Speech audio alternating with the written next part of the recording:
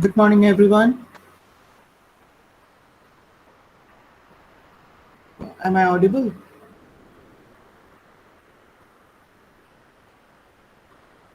Audible, ma'am. Thank you. Thank you.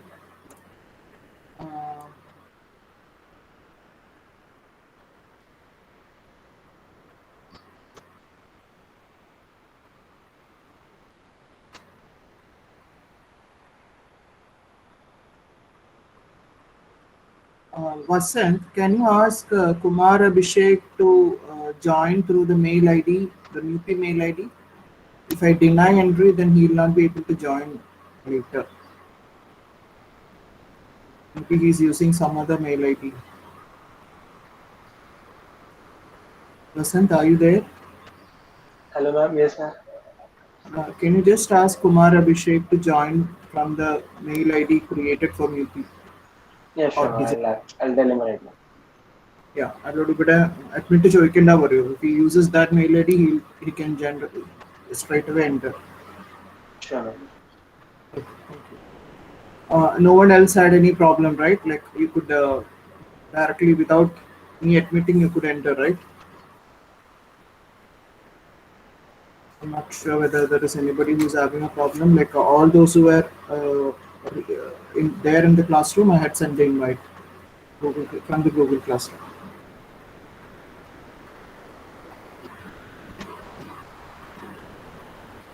Okay, so.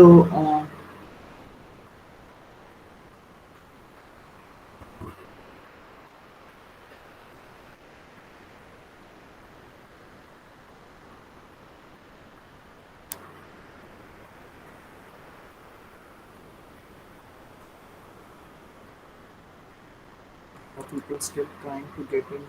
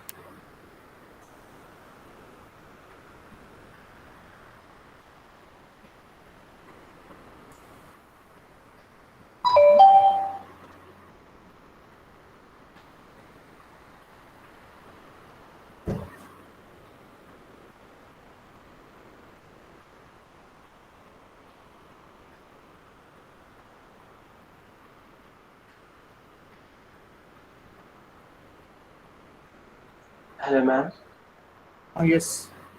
Ma'am, Kumar Abhishek is actually trying to join from the same that register number dot name Gmail ID itself. Even though he's trying to join with the same, he's getting a message. Someone must listen him. Yeah, Vasant, ask him whether he had joined the classroom because I had sent a calendar invite through classroom. Only those Okay, people I'll can ask him that. Okay, ask ma'am, I'll ask Justin him. also. Ask Justin also. Okay.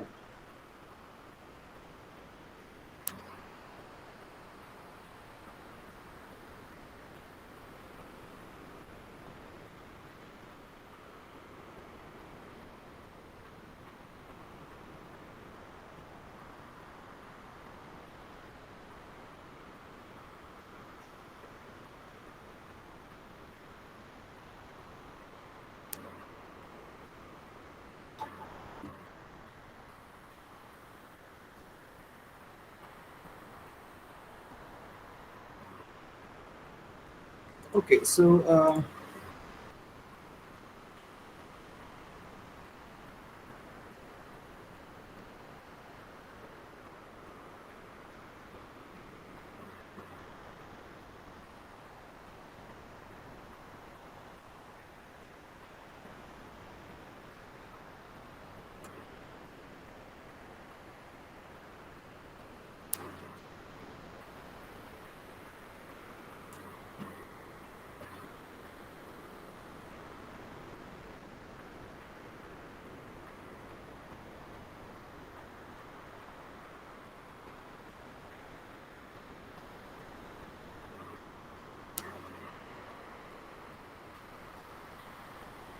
Vasant, can you hear me?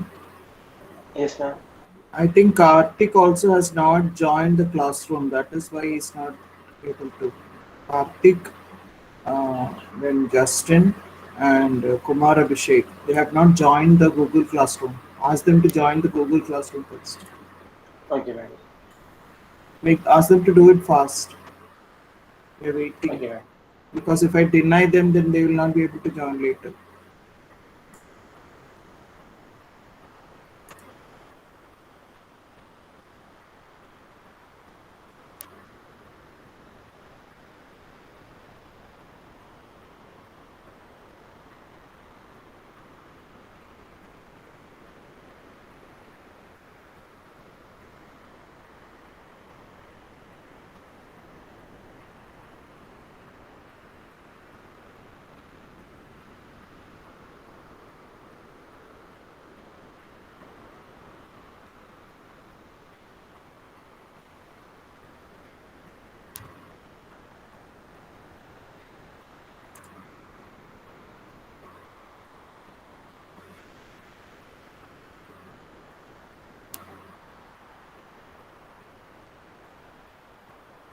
Ma'am, which Karthik? Karthik S. Okay, ma'am. മാം അവർക്ക് പിന്നെ class റൂമിൽ കയറാൻ പറ്റില്ല. ക്ലാസ്റൂമിൽ കയറാൻ പറ്റാത്തത് ഇപ്പഴാ try ചെയ്യണല്ലോ. ഞാൻ എത്ര പറഞ്ഞതാ നിങ്ങളടുത്ത്. ക്ലാസ് റൂം കോഡ് നോക്കാൻ പറയൂ. കോഡ് ഞാൻ മാറ്റിയിട്ടുണ്ട്. ആ കോഡ് അടിക്കുമ്പം Ma'am, അത് അങ്ങനത്തെ I have sent them that new screenshot that we put in the group. Not that one. I've changed it. You changed it? Okay. Yeah.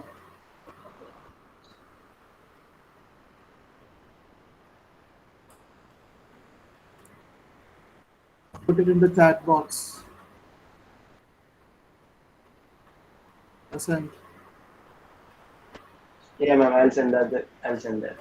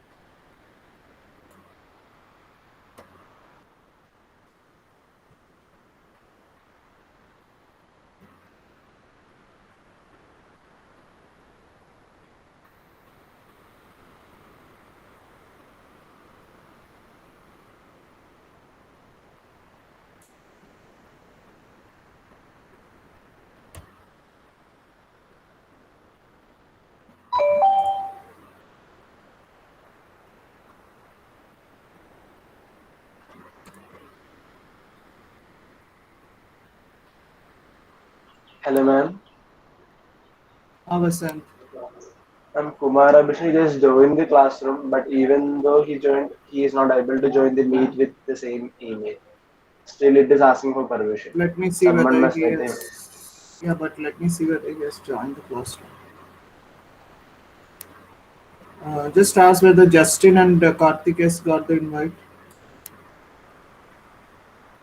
Okay, ma'am.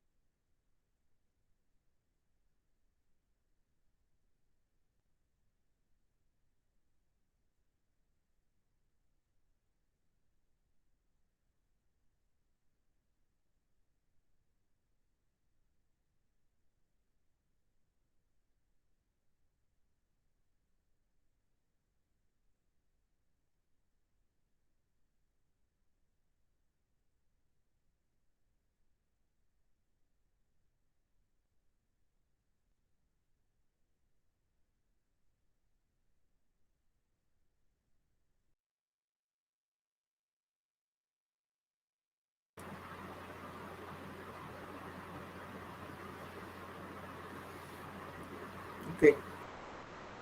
So this is how one person can delay others. Like if you had done this yesterday, you would not have had any issues. Tried this yesterday. Anyway, so it's already 9:40 now. Half the class, half the time gone. Today we'll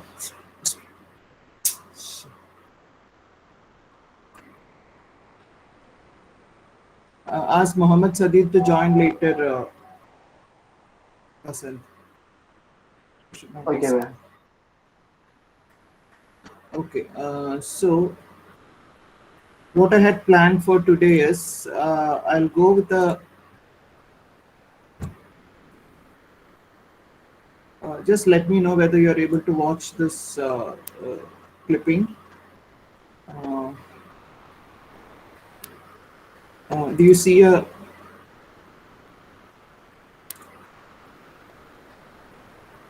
do you see that YouTube link?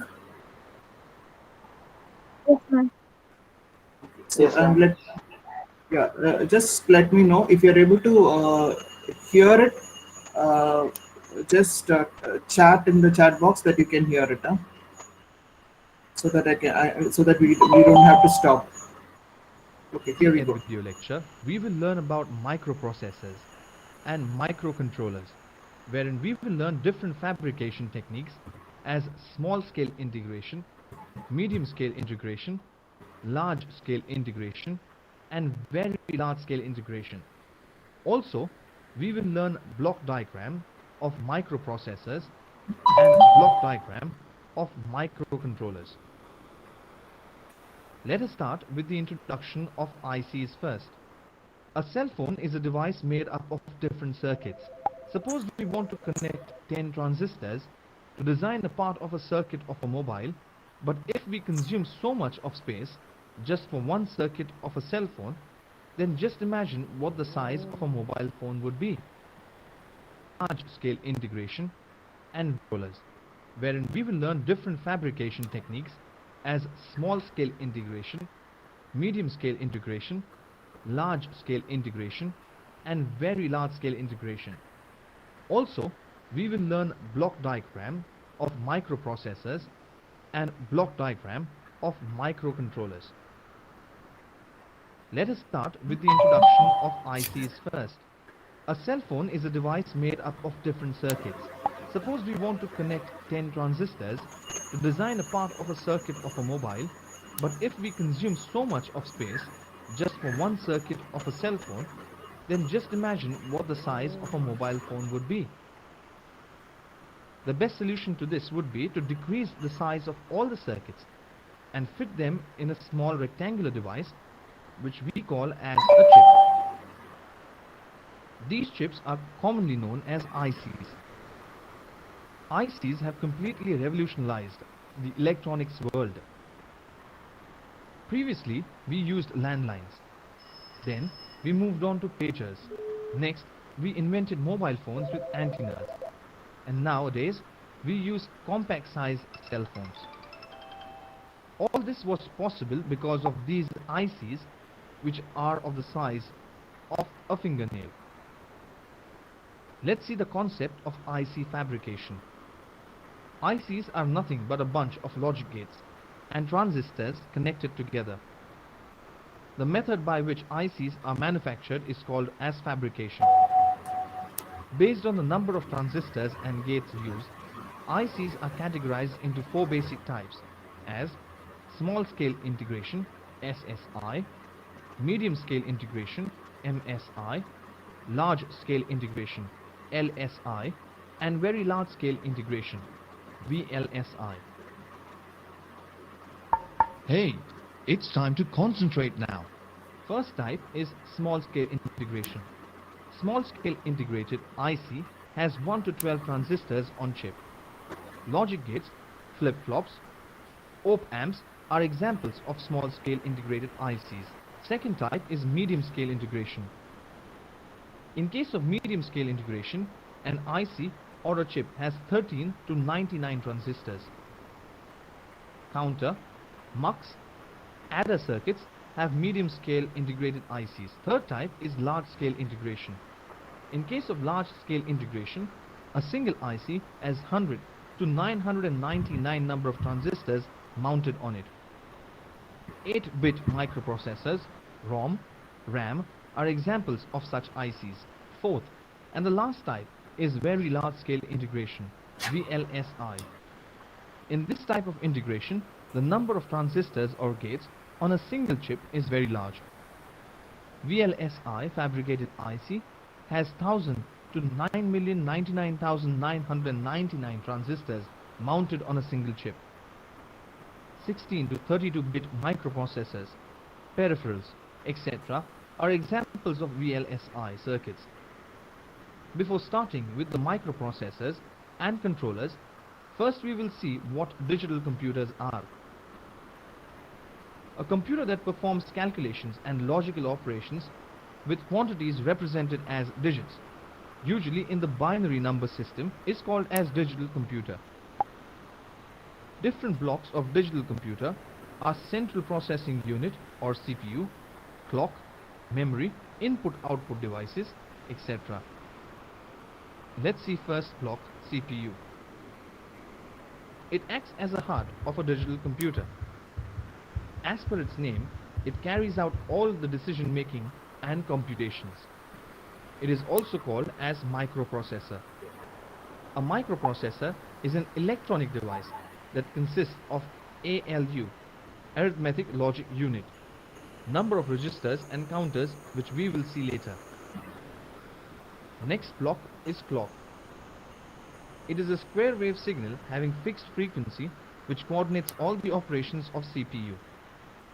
When we say the processor is of 2 GHz, we actually determine the frequency of that processor. Next block is memory. All the computations of a CPU depend on different set of instructions. These instructions tell CPU what to do and when to do it. The part of computer where these programs are stored is called as memory. The last block is input and output devices. Input and output devices together are called as I/O devices. CPU communicates through outside world using these devices.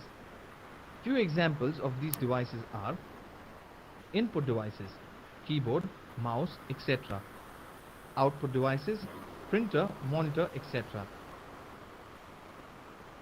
Seriously, pay attention. This is important. Let's move forward to learn about microprocessors. Microprocessor is an integrated circuit which performs all functions of a central processing unit of a computer. It is sometimes abbreviated as MUP. Microprocessor consists of few blocks as shown. First block is arithmetic logic unit, abbreviated as ALU. It performs arithmetic operations such as addition, subtraction, and logical AND or inversion, XOR, etc. Next block is register array. A register is nothing but a temporary memory location which stores a data to be processed and the processed data. Number of registers varies from processor to processor. The last block is control unit. This unit produces all the necessary timing and control signals for all the operations. It controls exchange of data between the microprocessor and memory and I/O devices. The different applications of microprocessors are CPU of computers, traffic control signals, industrial applications like washing machines, mobile phones, etc. Let's study microcontrollers now. A microcontroller, sometimes abbreviated MUC, is a small computer on a single integrated circuit containing a processor core, memory, I/O device, etc. The block diagram of a microcontroller as shown below, with different blocks as microprocessor, memory, I/O devices, and peripheral devices. A peripheral device means an auxiliary device such as a printer, modem, or a storage system that works in conjunction with a computer.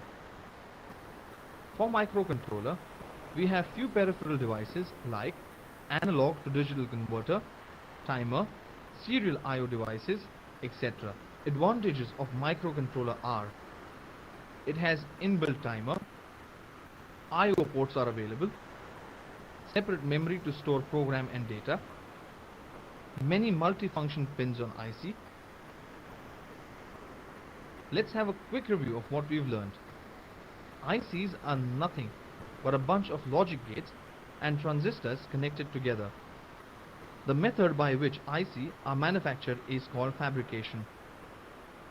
We learned 4 methods of fabrication as SSI, 1 to 12 transistors on chip; MSI, having 13 to 99 transistors; LSI, having 100 to 999 transistors; and VLSI, having 1000 to 9,099,999 transistors.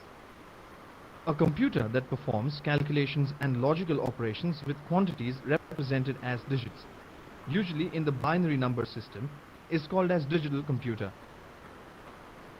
Different blocks of digital computer are central processing unit or CPU, clock, memory, input-output devices, etc.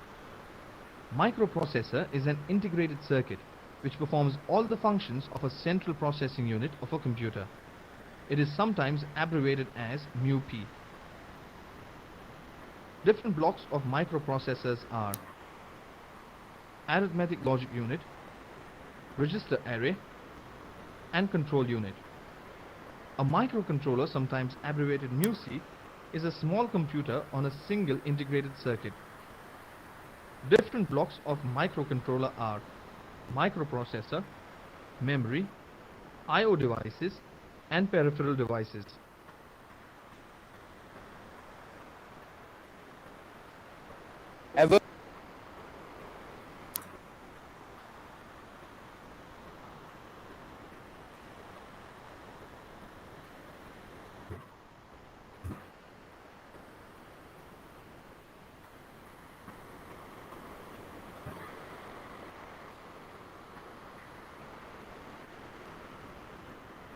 Yes.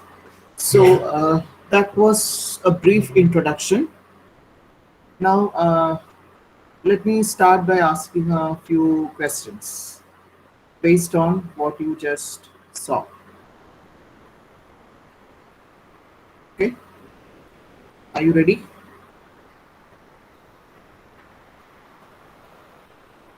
You ready? Yes. Yes. I have kept the link in the chat box. Maybe you can copy it down. I'll place it in the Google Classroom also. So let me start by asking a few questions. Whether you have followed, just to know whether you have followed what is being taught or what we are going to start with.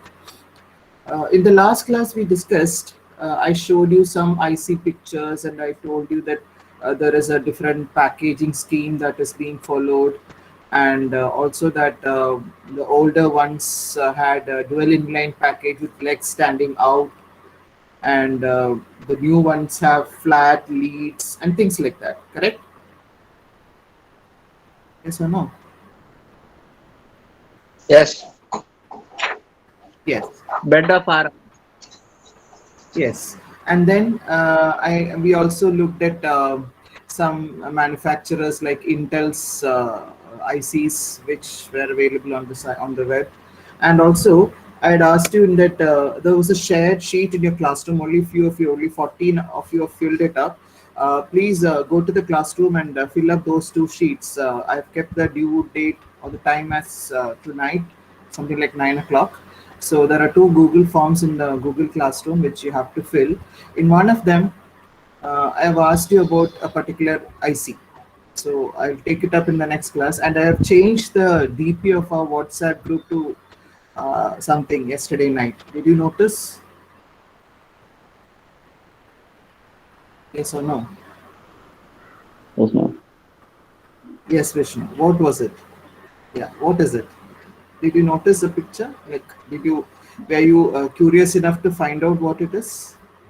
And the It's as if microprocessor made in ma'am, it's India. an IC by IIT Bombay. Yes, Ajit. Yes, Nihal. Ajit, it's a first chip. It's a Made first in chip by India. IIT Bombay. Or is that the credit given to it or something? more to it. First chip by IIT Bombay or first chip? First There is microprocessor chip made in India completely made. to be Yeah, completely made in India. yes, that's what they say. Completely indigenous. It's a story some time back. Completely made in India. Yes, that is the beauty of it. But if you look at the technology that has gone into it, it's pretty old. Okay, so if those who have gone through the website and those who might have read it, you might have noticed that it is using a technology which is something like 120 nanometer, and they have said that they're planning to go down to 60 nanometer and all those things. Yes, speed is very less. Yes, Shubham, speed is very less because nowadays we are talking about megahertz, gigahertz kind of frequencies, and speed is very less. But it's a completely made in India kind of thing. By the way, have you ever heard that song, "Made in India"? Oh, Yes. there is an old song sung by whom? Sung by whom? Forgot. Forgot. Very old song. Alicia Chennai.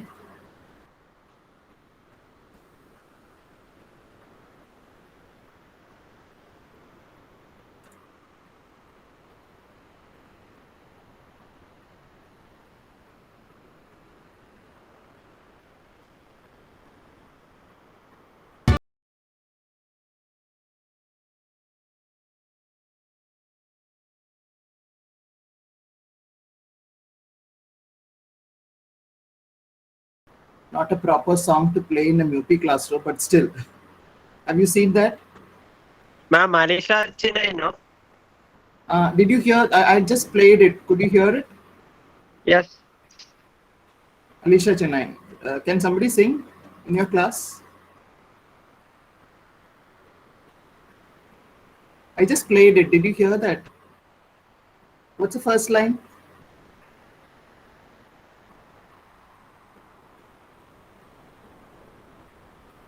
Hello. Did you hear? What's the first line? लिखी है सारी दुनिया Japan से देखे नारुली hello Japan से लेके Russia yes then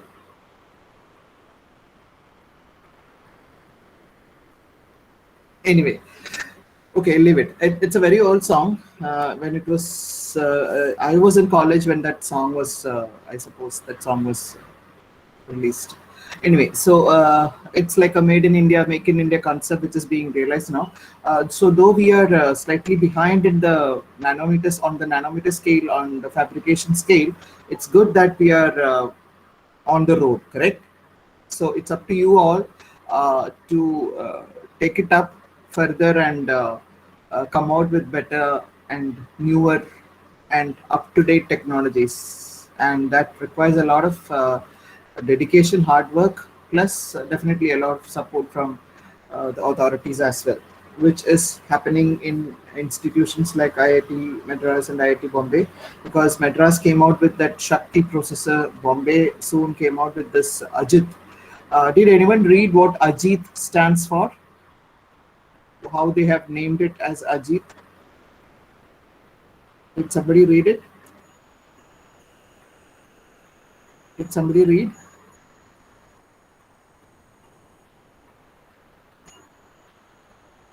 Yes or no?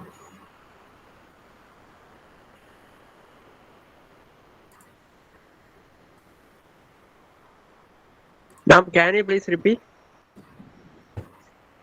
Did somebody read what Ajit stands for? The name Ajit. Oh. Hmm.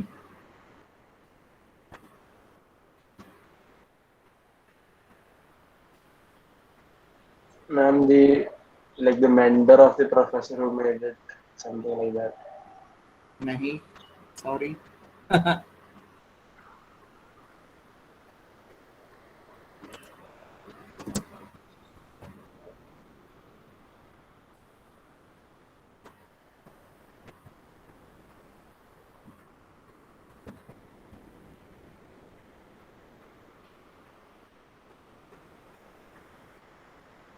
Okay, this is the processor, right? This is the picture that they have. You can see this, right? I'm projecting my screen. You can see this, right? Made in India microprocessor. Yes or no?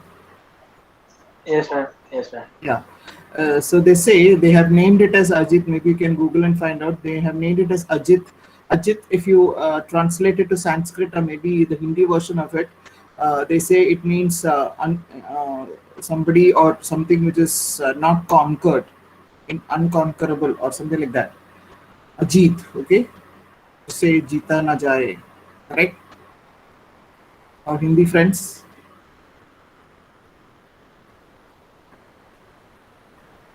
Yes, yes, Shubham, I think you have got the right link. Someone who has not been conquered. So it is from that kind of a concept that they have named it as Ajit, it seems. And there are a few others also in the pipeline, or not in the pipeline actually. Some other processes also which have come out. And when we say Ajit, Shakti, and all, they are slightly different from the methodology that is being followed in the microprocessor which we are going to learn, because they are all this microprocessor which we are initially learning as a basic microprocessor 8086. Shakti is a open source kind of a microprocessor, and Ajit is a kind of a RISC reduced instruction set kind of microprocessor, whereas the 8086 which we are going to learn is a CISC. Okay, CISC. It's a CISC. So that difference is there. We'll differentiate all these terminologies as we go. Okay, and okay, we'll differentiate all these technologies as we go. Now, looking back at the video that we have seen, let me ask you a few questions. Like, what do you call the methodology that is being followed to make a chip? That is a terminology used for that. What do you call that methodology? The methodology that is used to make a chip is called? You say you dash a chip. VLSI. Fabrication. Oh, Yes, Rahul. Yes, that's the word. Like fabrication, and the place where you make it, we call it as a fab. FAB. Stylish pair and a fab. So the question that is typically asked is there a fab in India? Is there a fab in India? Whenever we ask about a fab, it's not that easy. Like if you want to make a microprocessor of 120 nanometer, when we say 120 nanometer, that has reference to the size of a single transistor in that chip. So you have seen that video saying that a chip will contain a number of transistors, resistors, etc., etc. So when we say 120 nanometer fab, it refers to the size of a transistor, some dimension of a transistor. Okay? To understand what exactly is that dimension, you need to know what a field effect transistor is. MOSFET. You've learned MOSFETs in your first year, right? So MOSFETs and CMOS is the CMOS, you remember? Complementary metal oxide semiconductor FET. So MOSFET or CMOS is the typical transistor, not BJT, okay? Not bipolar junction transistor. MOSFET is the transistor that is used, CMOS technology. And advanced versions are called HMOS, etc. So when you use a CMOS, when you specify the size of a CMOS transistor, there is one dimension which is called as the gate dimension of the transistor. I'll show you a video on that right now. So that dimension is what we call as that is what is referred to as the nanometer kind of thing. So when I say 120 nanometer, if it is this big, when I say 70 nanometer, it is only the transistor is only this big. So what does it mean? More integration, isn't it? More integration. So just let me ask you something. Suppose that I ask you to draw a PCB track which is 1 millimeter wide, and if I ask you to draw a PCB track which is half of that, what do you think? You can do it with the same set of tools, or you need a different set of tools? Or at least if I ask you to draw just a line using a pencil, if I ask you to draw 1 millimeter line, a line which is 1 millimeter wide, and if I ask you to draw a line which is 0.1 millimeter wide, okay, two lines, you're doing a graphic sheet, two lines, one is 1 millimeter wide and the other is 0.1 millimeter wide. Suppose I ask you to draw two lines like this, you will need a different set of tools, right? Yes, you need a different set of tools. So likewise, when you make a transistor which is this big, and when you try to make a transistor which is this big, only this big, one transistor, okay? So you need a different set of tools. Or in other words, the entire fabrication unit that is required to make a transistor of 70 nanometer will be different from what can be made using 120 nanometer fab. Okay, so if you set up a 120 nanometer fab, and if you're not you don't break even your money that is spent, then definitely you won't go for a 70 nanometer fab, right? You won't afford to go for a 70 nanometer fab. And that is why many people who had their own fabs, they have stopped their fabs, and now they are relying on one vendor who can fabricate, who can be just the fab industry, and make transistors for everybody, rather than everybody having their own fabs. So if we just check whether Intel has discontinued their fab, or Apple has discontinued their fab, or Samsung has discontinued their fab, it will be a quite interesting story. Okay, earlier everybody used to have their own fabs, but as technology progresses that fast, it's not easy to switch from one fab to another fab, like one technology to another technology. You need to spend a lot. So people or companies have found that it is not that worthy to go for the next level of fabrication in their own fab. But then if somebody invents a new technology as it is, and if they don't want to share it, then definitely they will have their own fab. So that's the kind of thinking that has gone into um, Apple. You might have seen the news. Okay, so what I'm trying to convey is, as the technology improves, the transistors shrink. Okay, and that is where something called as Moore's law, Moore, Moore. Some of you might have known this. The Moore's law comes in. Moore's law says the dimension, the critical dimension of transistors will come down in every 18 months. That is what he said. Moore is one of the founders of Intel. So he said long back that the critical dimensions of the transistors that are used in ICs and chips will come down every 18 months. That was his prediction, and Intel has strived and struggled, and uh, they have seen to it that this Moore law is kept, because it is their founder, so it is their duty to see that his statement is validated as years go by. So they have kept to it, but then we have reached a stage where no more shrinking in that sense is possible. So now they have started redefining Moore's law, or they have started the rules, stating the rules of shrinkage in a different manner. So this is maybe if you have noted this down, this is another area which you can read through. What are the rules of transistor specifications? How do we specify the shrinkage rate? It's no more the number of transistors per square millimeter, things like that. It's based on a number of other parameters. So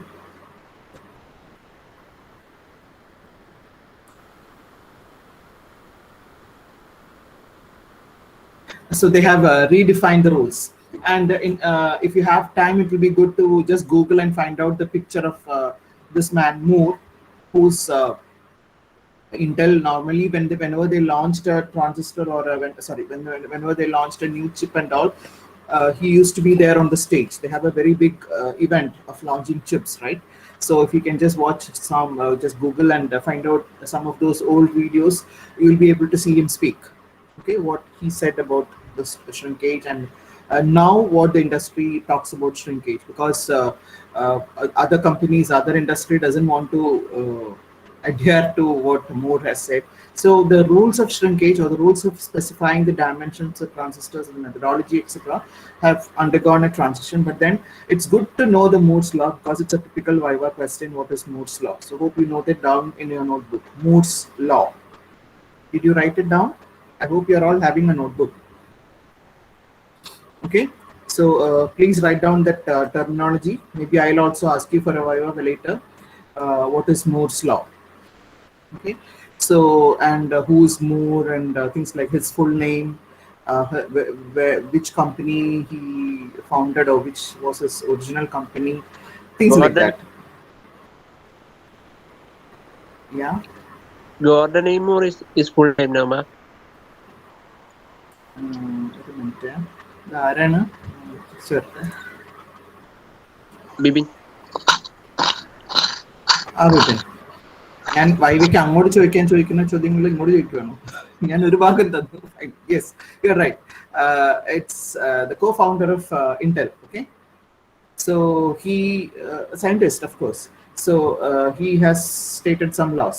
So that is another thing which you can Google and find out. Now let me come back. So as we said, the method of fabrication is method of manufacturing something is called as a fabrication, and the place, the company or the institute or the place where you do this is nicknamed as what? What did I say? It's nicknamed as Fab. Fab. Fab, yes. And not many many industries have their own fab as of now, because the earlier fabs were of different technology. So now, since we have moved out of that technology, we have gone a lot down, like down in the sense we have shrunk the transistors a lot. So some of the fabs are already shut down, and that is why Shakti, though it was completely designed here, it was not fabricated here. You might have read it. It was not fabricated here. It was made with the help of some US firm. I forgot the name. So it's not easy to have a fab. In Chandigarh, there are some industries. Chandigarh is an industrial belt, right? Anybody from Chandigarh in this group?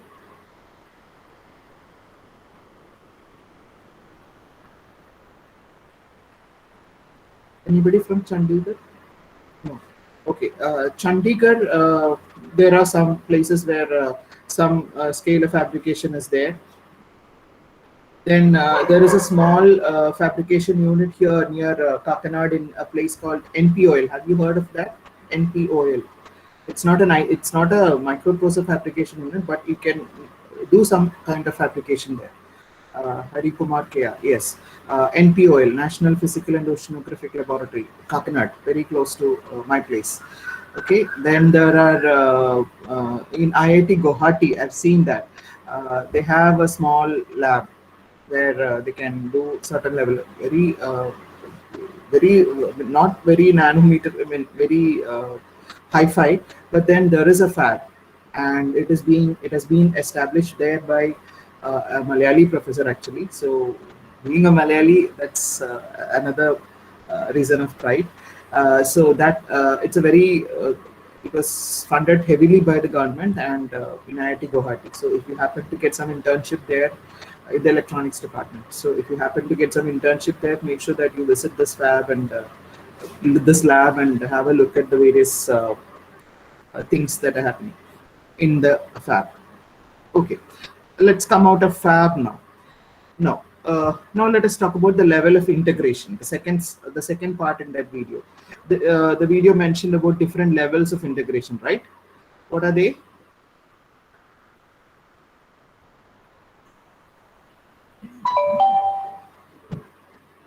Yes, SSI, MSI,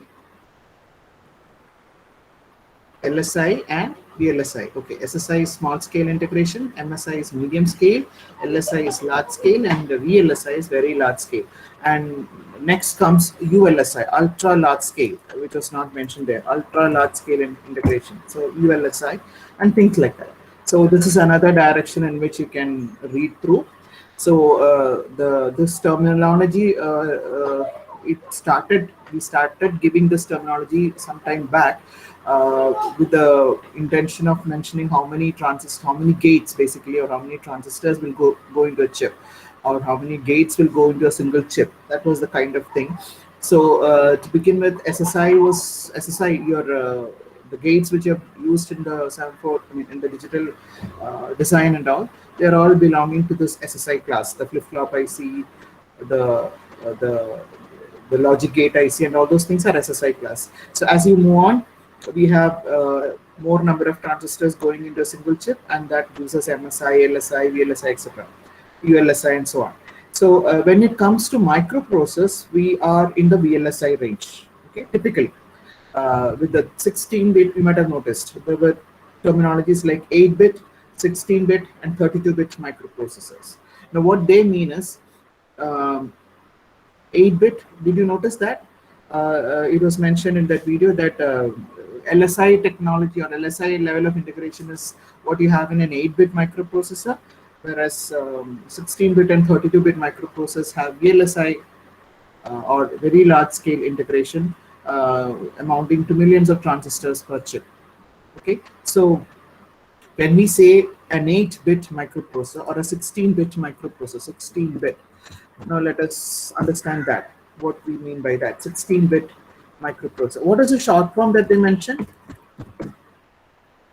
Microprocessors. What is the short form that they mentioned? MIPI. Yes.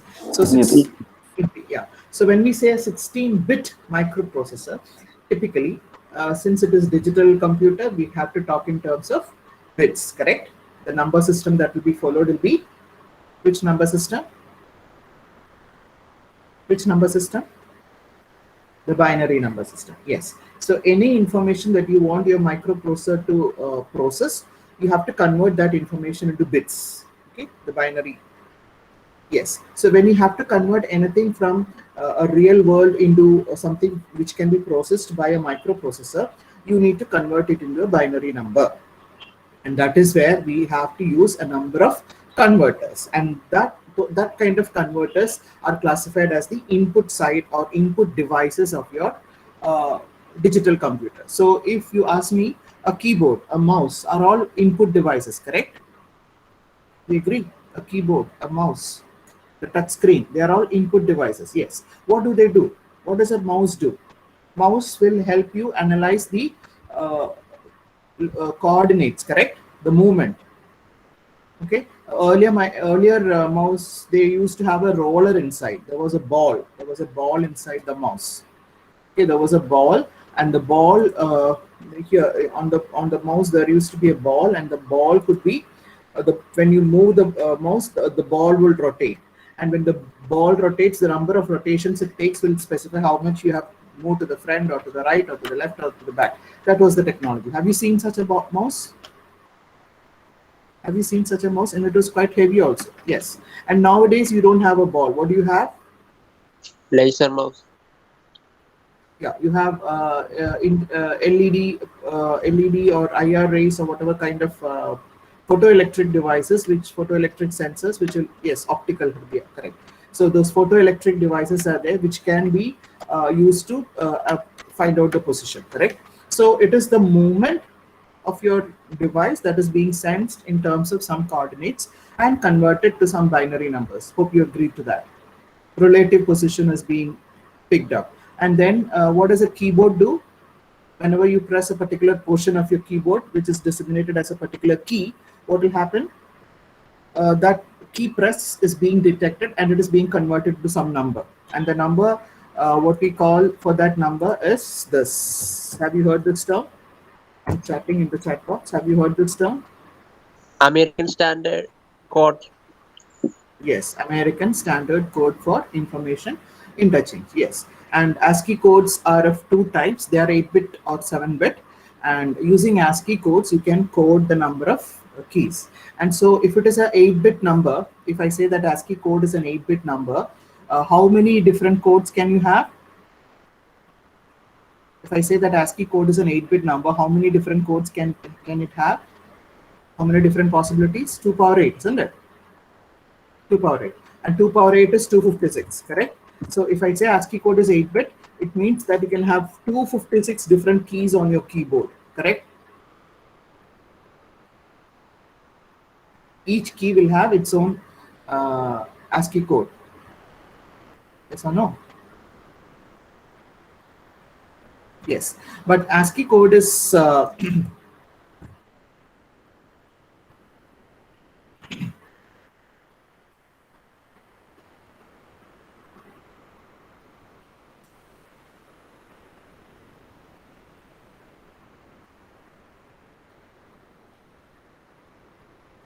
If you, I don't know, is my screen visible? I'm just setting. Yes, ma'am, it's visible. Okay, so ASCII codes, there are different variants of ASCII codes. I hope you can read this. You can write.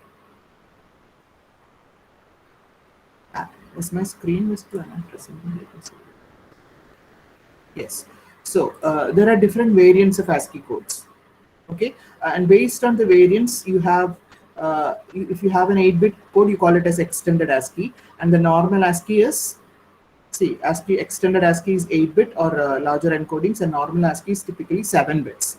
So when you come to 7-bit code, what you have is 2 power 7, 128, correct? So you can have as many as 128 keys on your keyboard, and then we have that shift key. Along with shift key, when you press those function keys or any other key, you will have a different functionality assigned to it. So the point which I'm trying to convey is there are different kinds of input devices through which you transfer or convert your real world information into some binary format, and different techniques are used for that. And what happens on a touch screen on of your mobile is it senses the capacitance of a particular point, correct? You agree? It senses the capacitance of a particular point, and that gets converted into some binary number. So in this different ways, you have to convert your input information and feed it to the microprocessor so that the microprocessor can process it, because the microprocessors of today are processing data in the binary number system. Keep this always in your mind. It's always processing data in the binary number system. But then when I give a number to a microprocessor, if I have to give the number in binary, suppose I want to say add 128 plus 256, then I have to key in 11111, and that the binary string I have to key in, correct? So to avoid that, all the inputting mechanisms would be having some method by means of which, instead of giving it in binary, instead of providing only binary as your input, only ones and zeros on your keyboard, they have given you options like A, B, C, D, or 1, 2, 3, 4, 5, 6, 7, 8, etc. And we have converted that number into either the hex code or an octal code, and we have used such codes in your system, or even the BCD code. Okay, remember the BCD, right? Binary coded decimal. So you convert your information into one of those representations and feed. And internally, when it reaches the microprocessor, it is definitely the binary numbers, binary bits that reaches. So what refers to as an 8-bit microprocessor or a 16-bit microprocessor, as I just said, I just typed somewhere here that yeah, I'll type it again. When I say I have a 16-bit microprocessor, when I say I have a 16-bit MUPI, when I say I have a 16-bit MUPI, what we mean is, if you remember your adder, do you remember the adder that we learned? Do you remember the adders that we learned? Yes. We first learned a full adder. Full adder adds 3 bits, correct? 3 bits. And then we arranged the full adder in a certain fashion, and we made a 4-bit adder, right?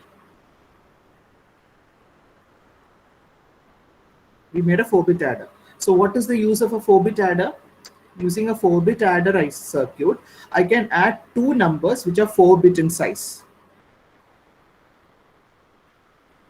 And we call it as a 4-bit adder. Do you agree?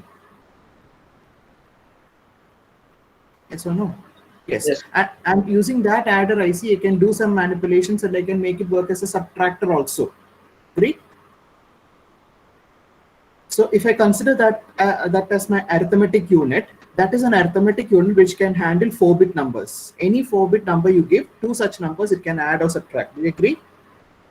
And if I extend the size of that adder to 8-bit, it means that that adder now becomes an 8-bit adder, and it can do addition or subtraction of 2 numbers which are 8 bits in size. Agreed? And now we call it as an 8-bit adder. So if we have an ALU which can do addition, subtraction, division, or multiplication, or XORing, or ANDing, or NANDing of 8-bit numbers, we call that ALU as an 8-bit ALU. So what is the point? The point is the circuit is capable of handling 8-bit numbers, addition, subtraction, whatever. So what do you understand? If I let me ask you this way: I have a 4-bit adder, but I want to do addition of 2 8-bit numbers. How will I use a 4-bit adder? I repeat my question. I have only a 4-bit adder with me, but I want to do addition of 2 numbers, and numbers happen to be 8-bit in size. How will I do that? You have to do a planning, right? Cascade, yes, cascade of course, but then I don't have two adders. I have only one circuit, and the circuit is capable of doing only 4-bit addition. So what will I do? I'll take the lower 4-bit of my numbers, correct? Add them, store the answer, check whether there is any carry, and if there is a carry, I take that carry and I add it with the upper half of my 8-bit number. Do you agree?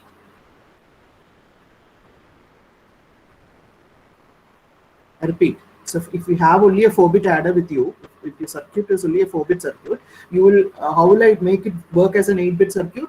All I can do is take divide your data, divide your numbers into two halves, the lower half and the upper half. Feed the upper half into the circuit. So the circuit will do the addition of the upper half. Sorry, the lower half. So first lower half, isn't it? That's how you start. So do the addition of the lower half. Get the result. Keep it safe. And if there is a carry, along with that carry, do the addition of the upper half and store the result.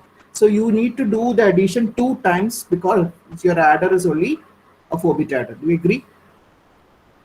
So you have to, your hardware is less, the circuit is small, but then you have to do the process twice, or you take more time to do the process. Do you agree?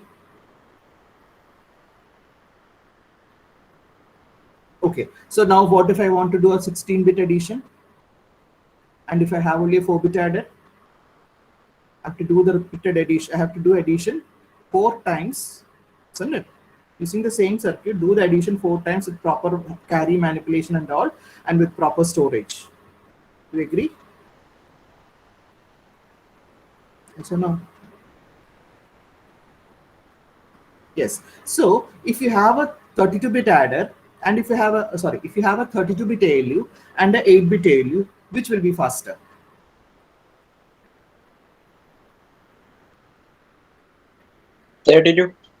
Definitely 32. If you want to add 32, if you want to add numbers which are up to 32-bit in size, isn't it? Up to 32-bit in size, you can add very easily, very comfortably in a 32-bit adder. Whereas if you have only an 8-bit ALU, then you have to do, you can do 32-bit numbers, you can handle 32-bit numbers, but you have to break down a 32-bit number into 4 sections and handle each section separately. So definitely, when you think of evolution, the evolution will be from 8-bit ALU to 16-bit ALU to 32-bit ALU. And right now, what is the level? What is the size of the processors right now? i7 and all is 64-bit. Yes, exactly. So what we mean by this is your processing capacity has increased, isn't it? You can handle numbers which are even 64-bit long. Okay, so think of your processor doing some password checking. Think of your processor doing some password checking. If it is an 8-bit processor, then, and if your password is something like a 30-bit number, if it is an 8-bit processor and if the password is a 30-bit number, and if you have to do a check, what does password check mean? You type in a password and it is compared against a stored number, isn't it? That's what password checking does, isn't it? Basically, the algorithm is only that much. You agree? You have already stored a password, and when you type a new, the user when he enters a password, it is checked against the stored password, the authenticated password which is stored. So it's just a checker comparison, just a subtraction. If the result of subtraction is 0, password check pass. If the result of subtraction is not 0, wrong password entered. Do you agree? Yes or no? Please respond. Yes. So now think of password checking operation, and your password, let us say, is 30-bit number, and your processor is only 8-bit, and you have another processor which is 32-bit. So which of these processors will do the password checking faster? Definitely the 32-bit, because you can do the arithmetic faster there rather than doing arithmetic using an 8-bit processor, isn't it? So as you move from one level of requirement to another level of requirement, the processing requirements, the number crunching capability has to increase, definitely. Correct? And think of another example, your image. Your images, earlier we used to have black and white images. So when you have to have black and white images, you need to handle only 2 information, either whether it is black or white, and that only that shade of gray had to be handled. But when it comes to color images, you have the three colors, right? R, G, and B. It's not R, G, and B. It's CMK, cyan, magenta, and CMY. So that is the kind of coding that is used in color code. So when you develop more, you demand more, and that is why you need faster and definitely faster and better processors like 64-bit processors. So all this I'm saying just to tell you that when I say I have an 8-bit processor, what we have to understand is that its ALU is capable of handling 8-bit numbers in one go, in one clock. Let us say in one clock it's capable of adding, let us say, 8-bit numbers, or subtracting 8-bit numbers, or dividing 8-bit numbers and giving an answer. Whereas when I say I have a 64-bit microprocessor, the same concept applies. One clock, and it can do both arithmetic or logic operation of 64-bit numbers. And underline this concept that whatever is the microprocessor, the operation it does is either addition, subtraction, division, multiplication, or some logical operations. Logical operations can be either ANDing, ORing, XORing, etc., or it could be shifting, left or right shifting. Okay, so these are the things which a processor has to do. But you do these things in a certain manner so that you achieve maybe something like a password check. You get my point? When I tell you write a program to perform a password check, the program is for password checking, but internally what it has to do is simply a subtraction. You get me? Or a comparison. You get my point? Yes. So whatever you think of finding the standard deviation of a set of numbers. Okay, finding the standard deviation or finding the mean of a set of numbers, or your CGPA. You're writing a program to find the CGPA, but breaking it down into finer units, what is it ultimately? What is it ultimately? What is it ultimately?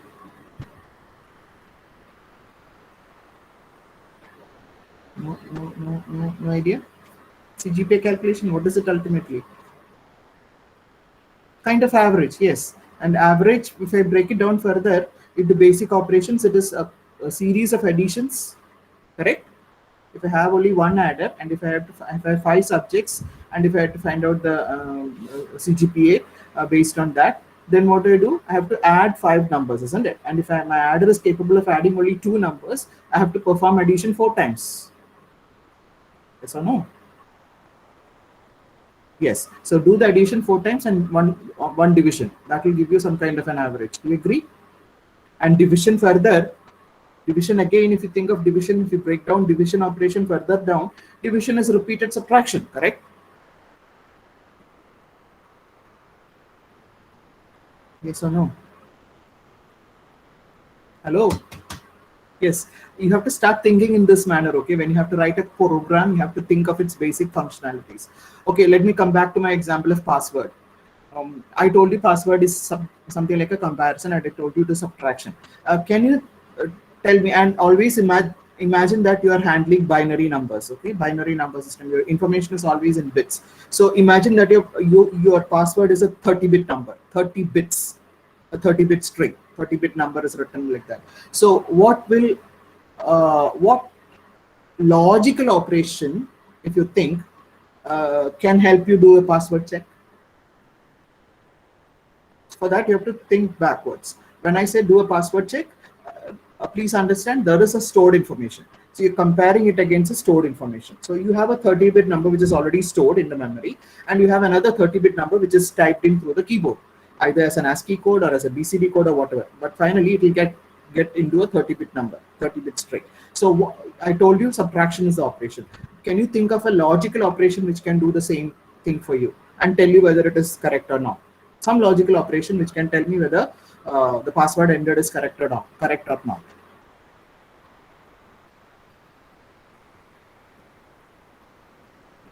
Having learned ANDing. Okay, what unique condition will you get?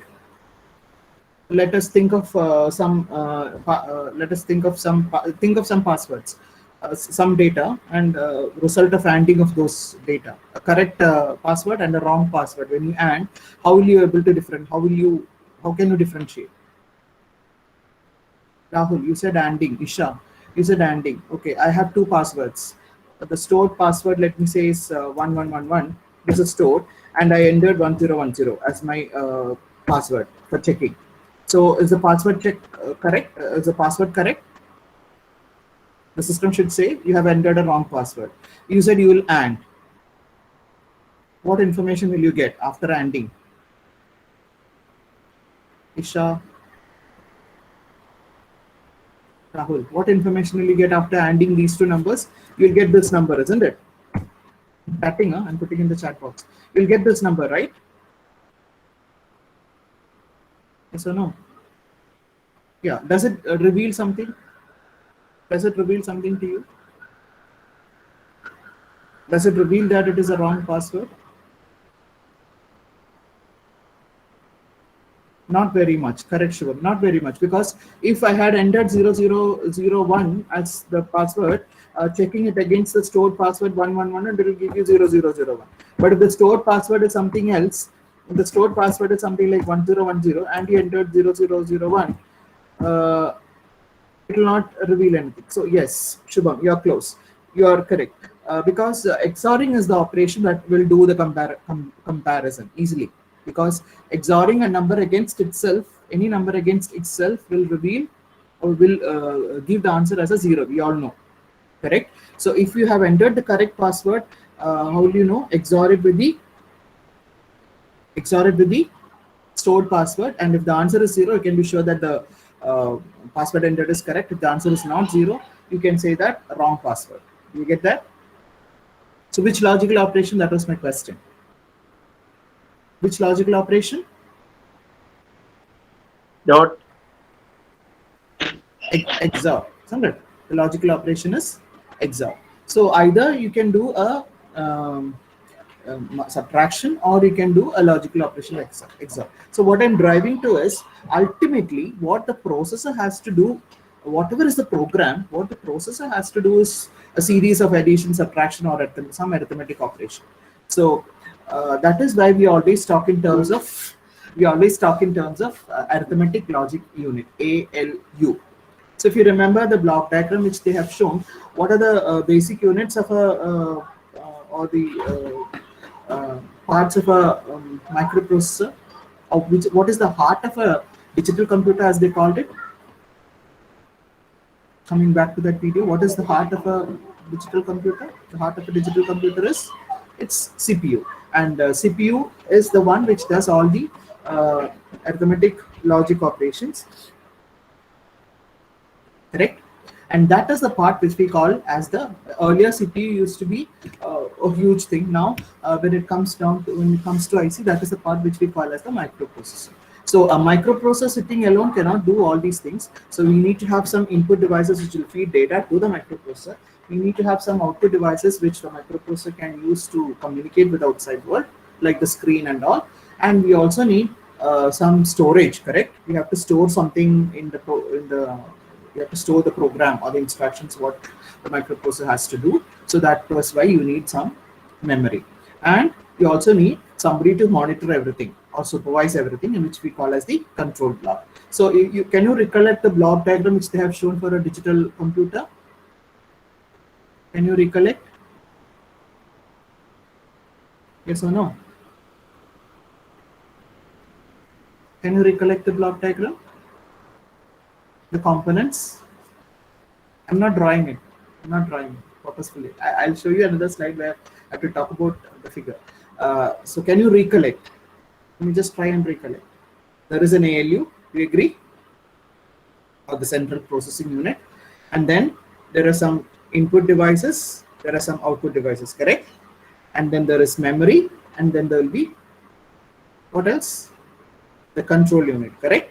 You need to have a control unit, and then all these have to work in sync.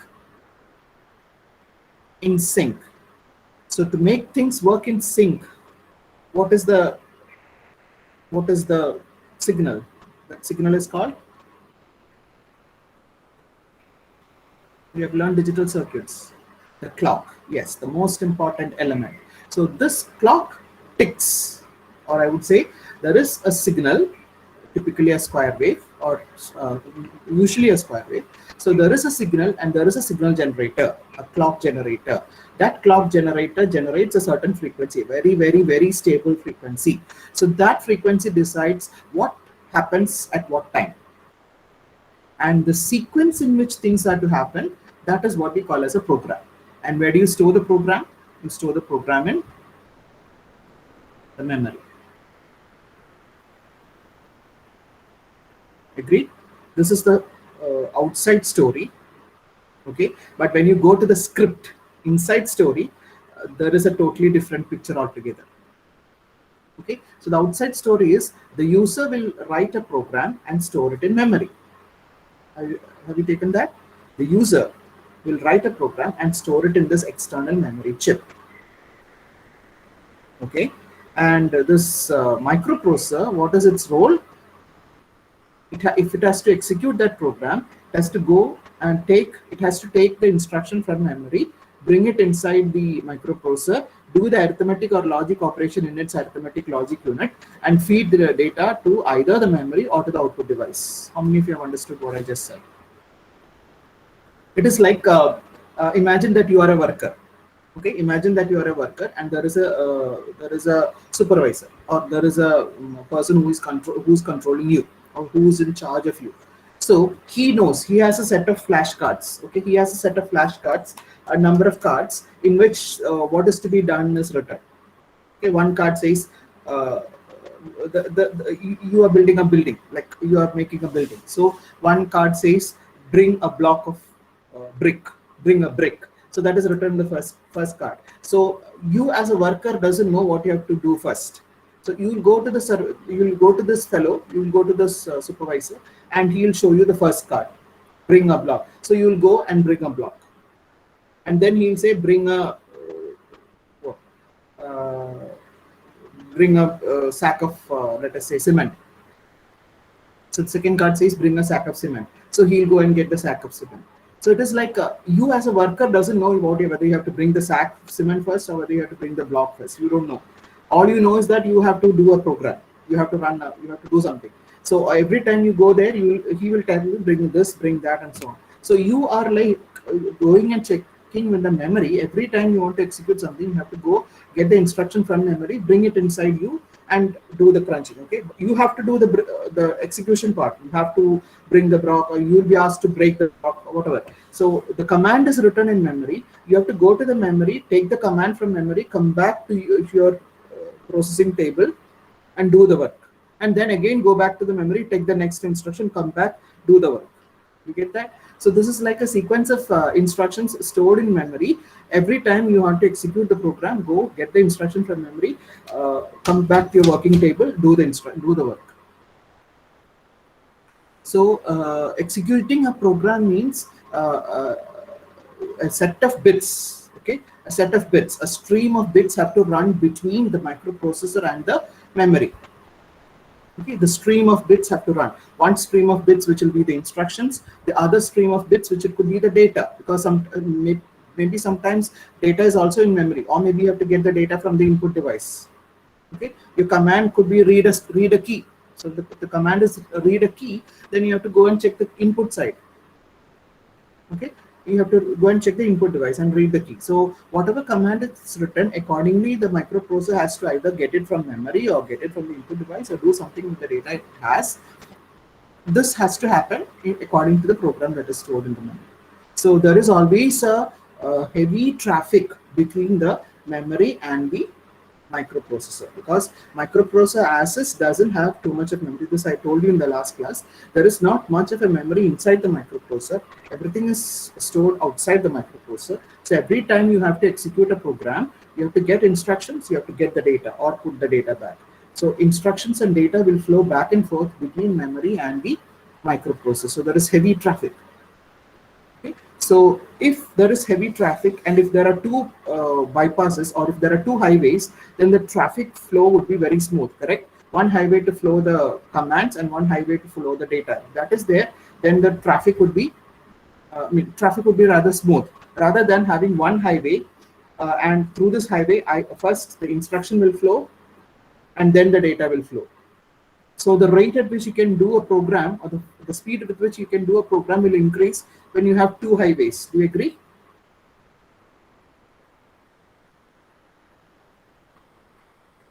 Very good. That is the kind of concept that you have. You might have heard this. Have you heard this term? Those who did +2 in computer maths, have you heard this von Neumann?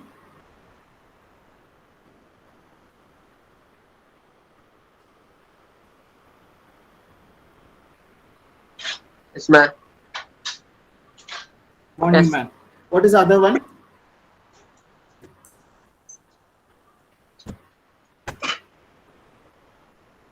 Okay.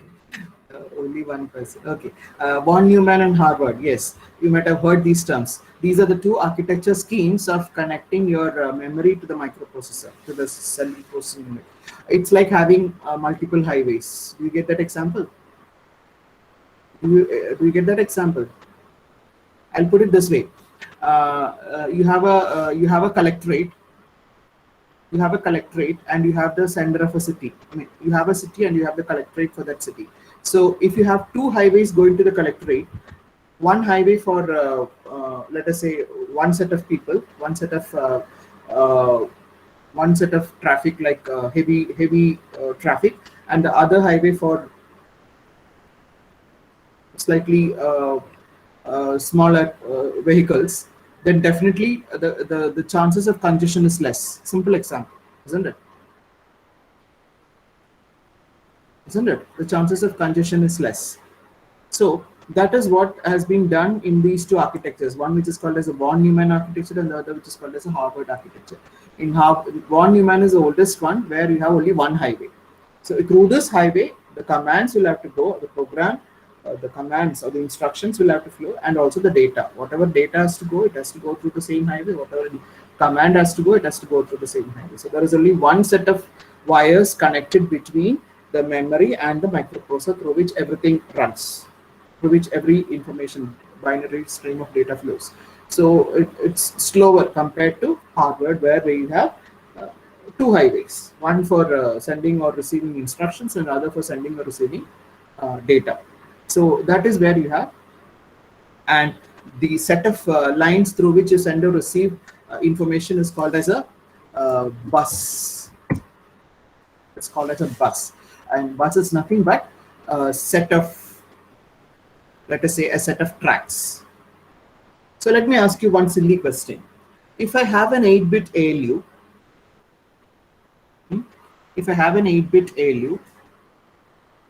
what do you think the size of the bus would be that is used to handle data, that is used to bring data to the ALU? Remember, data has to come either from the input device or from the memory. Do you agree? Data has to come either from the input device or from the memory. So if I am an 8-bit ALU, what would be the ideal size of the bus that brings data to me? What is a bus? Bus is a connection of parallel wires, parallel tracks, PCB tracks. Or what would be the ideal size of the bus connected to me if I am an 8-bit ALU? Yes, ideal would have been 16, Ashutosh, yes, because you can handle two numbers which are 8-bit wide. But then at that point of time when devices were made, it was not affordable to have 16 lines reserved or 16 pins. Do you get that? If I have to reserve 16 pins on my IC just for connecting me to the memory, it was not affordable. Do you get that? I need 16 pins, isn't it? When I have to connect 16 parallel lines to my memory, I need 16 pins on my chip, which has to be connected to my memory chip. Do you agree? Are you able to visualize? It is not affordable. Okay, so what they did is they went for a multiplexing scheme. They went for a time multiplexing scheme. What do you think of that? Time multiplexing scheme. What they did is they decided, okay, I am an 8-bit ALU. I can handle two 8-bit numbers at a time. So I'll bring the first 8-bit number through an 8-bit bus, store it inside the microprocessor, then bring the second 8-bit number from outside, store it inside, and then store it inside the microprocessor, and then do the operation on the two data. Do you understand? So if I have to store something inside the microprocessor, then I need certain amount of memory inside the microprocessor, correct? Little bit of memory. So if this is the design thought that has gone into the design of the chip, then what do you think the size of that memory would be? One to store one of, if you are adding two numbers A and B, there should be a provision to store A and there should be a provision to store B. Okay, so you have to store two numbers. So you have to have provisions for storing data inside the microprocessor, little bit of data inside the microprocessor. And that is what you call as registers. So if you remember the block diagram of the CPU, they said there is an ALU which will do the arithmetic and logic operation. It is a combinational unit. And then there will be a register stack. A register stack is meant to hold data temporarily. Hold data temporarily. So if you are an 8-bit ALU, then your registers will also be of width 8-bit. Did you get that? So inside the microprocessor, it is not just the ALU. There is ALU which can do the addition or subtraction. That is one part of your microprocessor. And there is a register stack, a small register stack as we call it. And this register stack will have provision to store some 8-bit numbers if your ALU is 8-bit. So you will take the first 8-bit number, feed it to the ALU, second 8-bit number, feed it to the ALU, it will add the two numbers. Okay, how will you get the first 8-bit number inside the ALU, inside the register? You bring it from memory. So bring from the memory an 8-bit number, store it here. Bring the second number, store it here. Then feed it to the ALU. Tick, clock. You get the data. And you either store it inside or you store it in the memory. So there is a sequence of steps that has to go through, that has to happen if it is, even if it is addition of two numbers. Did you understand something? That why you need registers? I introduced a number of terms. What are the terms I introduced? One, I said bus.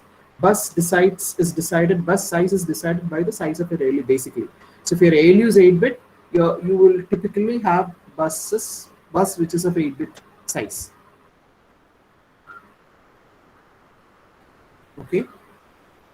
And the logic that was followed in the earlier day microprocessors was the same set of bus. The same bus was used for both instructions as well as data. Both, or to get an instruction from the memory, you have to give an address of the memory. So everything was happening through the same bus. So there was a time multiplexing scheme. So I'll say time t equal to 0. The bus will serve in one way. Time t equal to t1. The same bus will do some other function. Okay, it will be used for some other purpose. So this kind of a multiplexing or time sharing was there on the bus in the von Neumann architecture. But as we moved ahead, we have reached a stage where you have separate buses for instructions, separate buses for data, separate buses for I/O devices, etc., etc. So we have, with more integration, we have come out to a position where we can afford to have more number of pins on the same IC. And we can have separate buses. When you have separate buses, your throughput will increase, correct? And I hope you're able to connect with the discussion which we had last week. We said your memory is like a Lulu mall. Everything is there. Okay, and whatever you need from memory, you will bring it inside the microprocessor. Remember that? You bring it inside your home. But you cannot bring the whole thing from memory into your home. So that was the earlier days, you had only very little storage. So nowadays, inside the microprocessor, nowadays the approach is within the chip itself, within the microprocessor chip itself, you'll have certain amount of what memory? What was it called? registers, and registers were there in the earlier microprocessors also. Registers were limited in number, and then we have moved on to a technology called as cache memory, where a certain amount of memory itself will be kept inside the uh, chip. And this is where I told you the technology that is used to make a chip, the transistor in a chip, is different from the technology that is used to make the transistor in a memory, the transistors which are used to store data, memory. So that technology being different, the memory technology is costly. Sorry, the transistor technology used for ALU fabrication is costly. You cannot afford to have the same technology for your memory chip. So that is why you don't keep too much of memory inside the chip. You have level 1, level 2, up to level 3 cache inside microprocessors nowadays. And level 3 cache, it will be something like 512 MB or something like that. Level 1 will be very, very little. So level 1 is the memory which is closest, in the sense it is first accessed. That also gave you an example. The cooking example which I gave you. What is the cooking example which I gave you? I said if you're doing cooking, imagine that your ALU is your cooking stove, and you have a collection of dabbas kept very close to the stove where you keep all the things that are quite often needed. Remember that example? So that you can do things fast. Then you have a next level of storage, maybe the next room, small store room in your next beside your kitchen, where you store the next set of resources. Remember? And in some big houses, you might have a cellar where you will have a slightly larger storage. Do you agree? Yes or no? So cellar is something like a level 2. Okay, your cooking table and the cooking that slab which you have, that is something like your level 1 memory, level 1 cache. Okay, and level 3 could be there will be an outhouse where you store all the outhouse, correct? Yes, that you can think of level 3. And level 4 maybe you can think of as your level 4 outside your memory is your shop. Are you able to connect?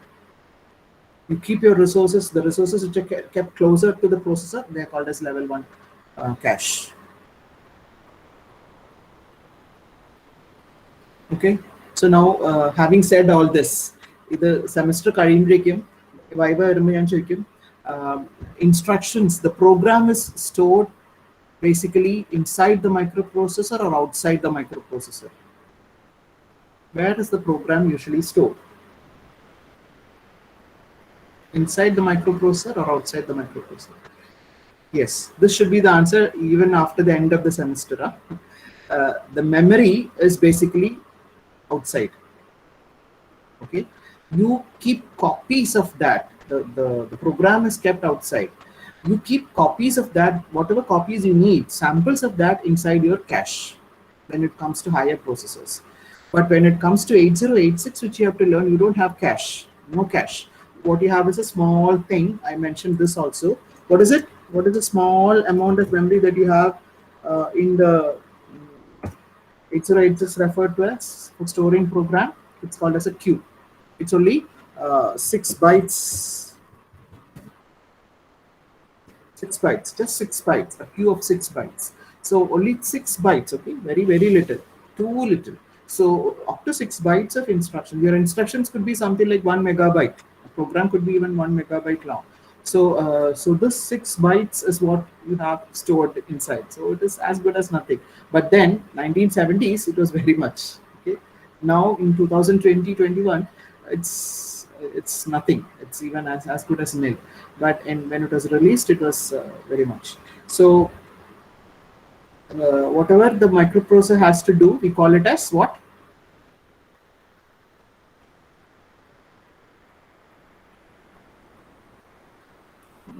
There was a shot in that video which showed a writing pad. It said what to do. The to-do list. The to-do list is what we call as the program, correct? Or the instructions. Every line in that is what we call as the instruction. So instructions will tell the microprocessor what to do. And according to the instructions, uh, the microprocessor will execute. Okay, instructions will tell what to do, and ALU will execute the instructions. So there is an execution, uh, there is a decoder. So whenever the instructions come, the decoder will decode, understand, analyze what this instruction is.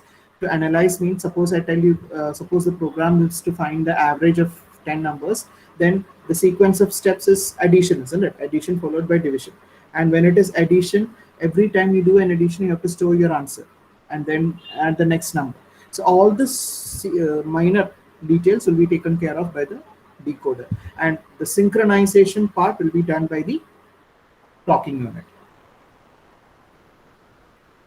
Okay, so let me see whether we have reached the same platform. The temporary storage available within the microprocessor is referred to as what? Very little, a few number of what is available within the microprocessor to hold your operands, because ALU can do arithmetic or logic operation on data, and ALU is basically a combination circuit. So if you have to do input to the ALU, if your ALU is having, if it is a ALU which can handle, let us say 8-bit numbers, two numbers, then begin with two numbers. So the first number has to be stored somewhere, the second number has to be stored somewhere, and then fed to the ALU simultaneously. So what do you call those two locations where you store the numbers? Temporarily, very important, temporarily. We call them as where you store the data. Okay, you have taken me wrongly. You store the data in registers. You store them in registers, and whatever you have to do, the instructions is what you bring and store in the cache. The data you bring and store in the registers. What is the difference between data and instruction? Let us make it very clear. Suppose I say add 2 and 3, which is data here.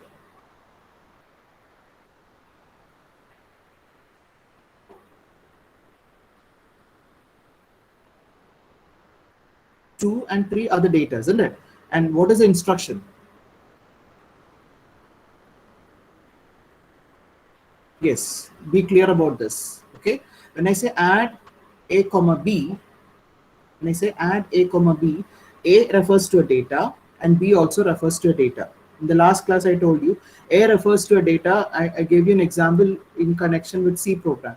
I told you whenever I say a, int a and a equal to 5, if I put it like this, what is your understanding of that? Please connect with what I said in the last class. Int a equal to 5. What does it mean?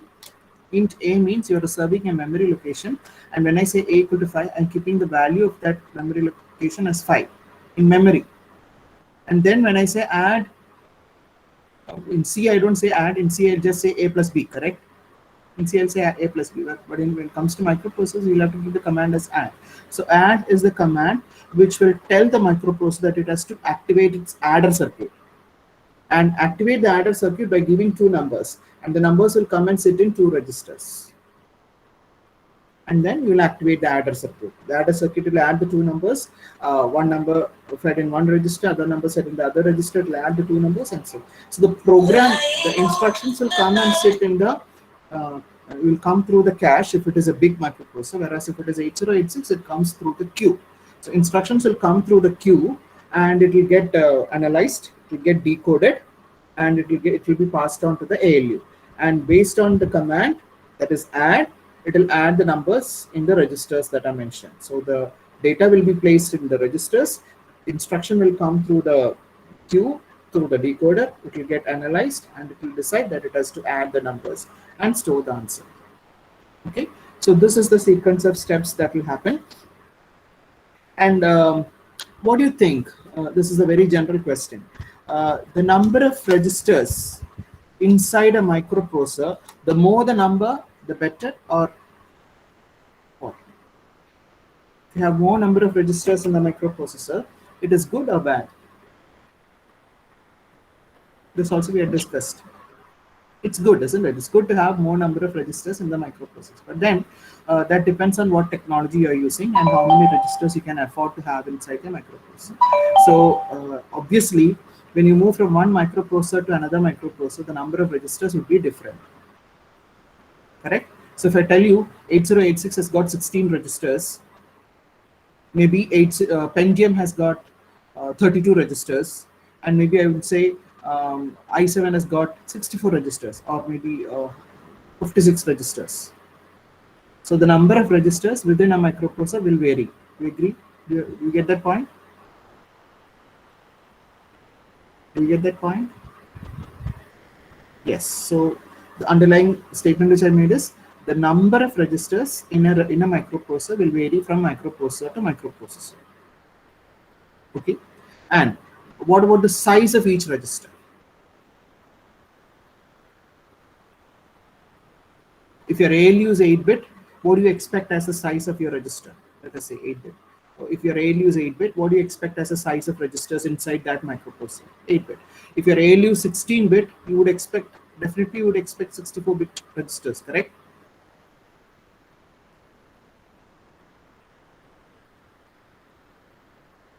Yes or no?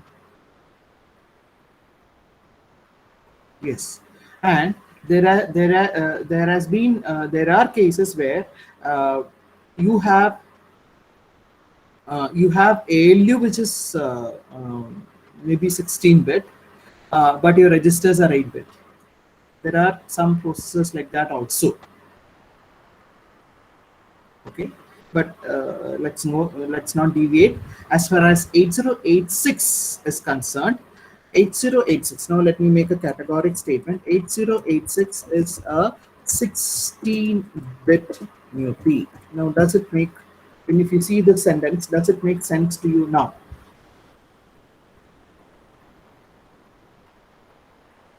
Yes. Okay. Does this now make a sense to you?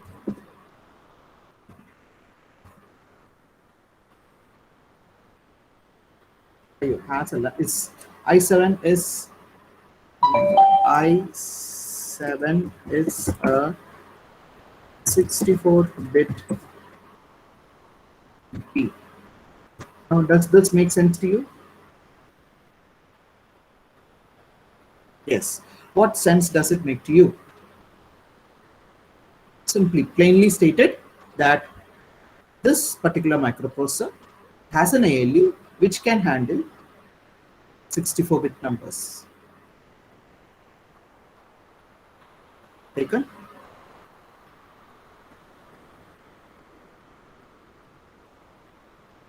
Yes. So now if I tell you that I have a microprocessor 80386 which is 32-bit, I don't have to explain anymore, right? If I tell you that 80386 is a 32-bit microprocessor, you understand what it means. What all does it mean? It means that it definitely means a number of things, not just one thing. When I say 80386 is a 32-bit microprocessor, it means it has got an ALU which is 32-bit, taken. It has got registers which are 32-bit wide, taken. It might have its bus also as 32-bit.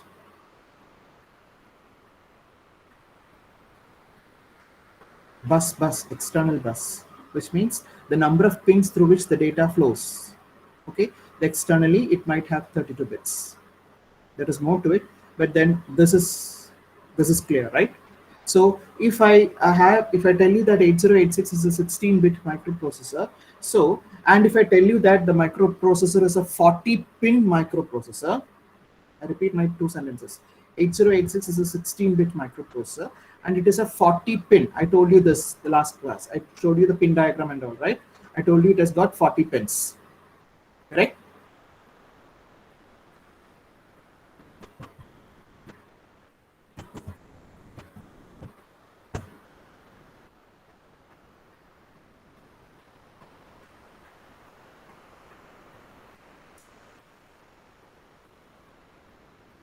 Is this screen visible to you, the pin diagram?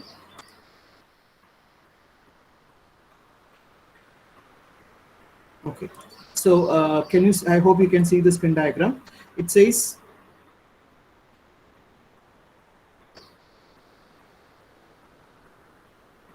the pin diagram. Do you see here 2, 3, 4, 5, 6, 7, 8, 9, 10, 11 up to pin number 16, numbered as AD0, AD1, AD2 up to AD14, and there is AD15 on the right side. Okay, so this AD15 here on the right side here, and if you see this arrow is showed bi-directional, this has got another meaning. I'll come to that soon. So this pin diagram tells me that it has got some pins which are going to serve as my bus. Are you able to understand that now? Yes or no? So out of the 40 pins, 16 right now you know should be available for what? Out of the 40 pins, 16 should be now available for use as data bus. Now I'm redefining it. Should be available as what bus? Let me call it as data bus. Because it's a 16-bit microprocessor. Whenever it gets data, the data is going to be 16-bit. When it has to get a data, it has to get a 16-bit number. So you need 16 pins through which this data can come or go. Is that clear? I would repeat this. I'll say that once again. 8086 is a 16-bit microprocessor. It can handle 16-bit data. So if it has to handle 16-bit data, it should come from memory, or it should come from input devices, and it has to go back to memory as the result, or it has to go to some IO device, in output device. So whatever it is 16-bit data that is going to come and go to the microprocessor. Okay, so if 16-bit data is to come and go to and from the microprocessor, then there should be 16 pins for the microprocessor through which this can happen for the data alone. So you are left with only how many pins now? 24 pins, isn't it? And the remaining 24 pins will have to do all the other things. Okay, and other things would include things like commands, like I want to write or read, or something like address latch enable, whether you're ready, whether you want to reset, then definitely there should be a clock, then VCC, ground, and all those things. So we'll come to all those finer details a bit later. So 16 bits, 16 pins now reserved for data. Okay, now comes the next question. Where is the data? I said data is in memory, correct? I said data is in memory. But the memory is not just one location, correct? You can think of your library, your usual ordinary library. In library, if you want to locate a book, how do you go? You go to library, how do you locate a book? There will be some rack, there will be some row number, there will be some rack number in every row, and in that rack there will be some level of the rack in which the book is kept, and in that different levels of one rack you'll have different columns, correct? Maybe usually in big libraries the rack will be divided into a number of sections, and every rack will have a number of rows and number of columns. You have visited libraries, right?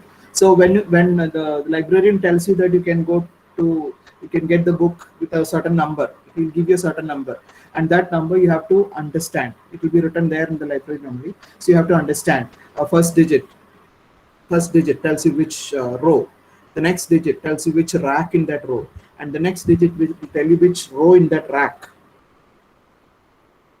Okay, so if I give you a number 6543, then you will go to the 6th row, 5th rack, 4th row in that rack, and 3rd column in that rack. You get me? And you will get the book. So here, what is 6543? 6543 is not your book. What is 6543?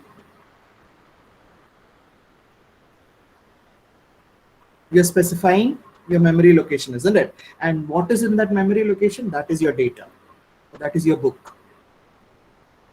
Just like how you find out a house in a, let us say, a villa complex or in a flat. How do you locate a house in a particular flat in a building? I mean, a particular home in a building? Exactly. So addresses come as typically earlier the addresses used to be names, correct? But nowadays, when you go to complex cities and complex buildings, we no longer have these names, correct? We have some series of numbers. Okay, so if I tell you my flat number is 3143 uh, in this particular flat, then there will be some numbering scheme there. 3143. 3 could be tower number 3. One could be what? One could be level 4 in that tower, and 4 or 43 could be my flat number. You get that? So now 3143 becomes my address. Yes or no? Nihal, you're right. Address. So whenever I have to get something from memory, or whenever I have to put something into memory, I have to mention the address of that location. How many of you understood this point? And address again, when I say 3143, it's again a set of numbers. So now let us think of microprocessor. I say memory location 3143, data 56. Means what? Location 3143 is specified. In that location, there is data 56. Okay, so typically some kind of instructions which we normally write in 8086 is something like this.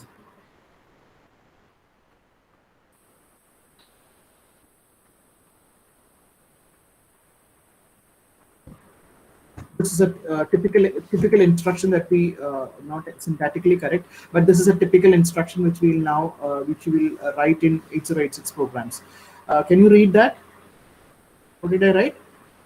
MOV, isn't it? Yes, MOV. There's a square bracket and 3143, comma 45 and H. H stands for hex. Okay, I'll put it again once again. MOV, it will be more understandable if I write like this: 3143 H bracket comma 45H. So this is a typical instruction which you can write in 8086. What it means is keep the data 45 in the memory location number 3143. That square bracket indicates we are talking about memory. So keep the data 45H in memory location 3143. I wrote H. H, we know it's hexadecimal. Up binary and data, isn't it? The data is binary. So instead of writing something like this, okay, if I have to write it completely in binary, I would be writing like this: 0011 0001 0100 0011 bracket close and 0100 0101. This would be my instruction. It's very hard to write instructions of this type, isn't it? You understand the difference? You understand the difference? I just wrote 3143 in binary and just converted that number into binary, some binary format. So I wrote some address in binary. So what is the length of the address now? What is the length of the address now? How many bits in the address? Very big, yes. So if you have to write very big addresses in binary format, then it will be very, very tedious for the programmer. So instead we will use hexadecimal format. So when I write 3 digits in hex, it is equivalent to a 16-bit number, isn't it? When I write just 3 digit in hex, it becomes equivalent to a 16-bit number. Agreed? And when I write just 2 digit in hex, it's representing an 8-bit number. So since my microprocessor 8086 is a 16-bit microprocessor, I would not be writing like this. I have to write something like this. Move. Let me copy this. I'll take both these instructions. My data could be 445. Only then it makes sense, correct? And 4445 H. When I say 4445 H is a 16-bit number. Do you agree? Because my microprocessor is a 16-bit microprocessor. So my instruction is going to be too lengthy. 000100 0100 0100. This is my instruction. You understand the complexity now?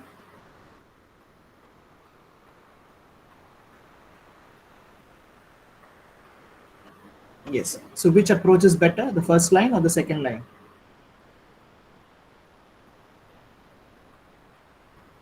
First line.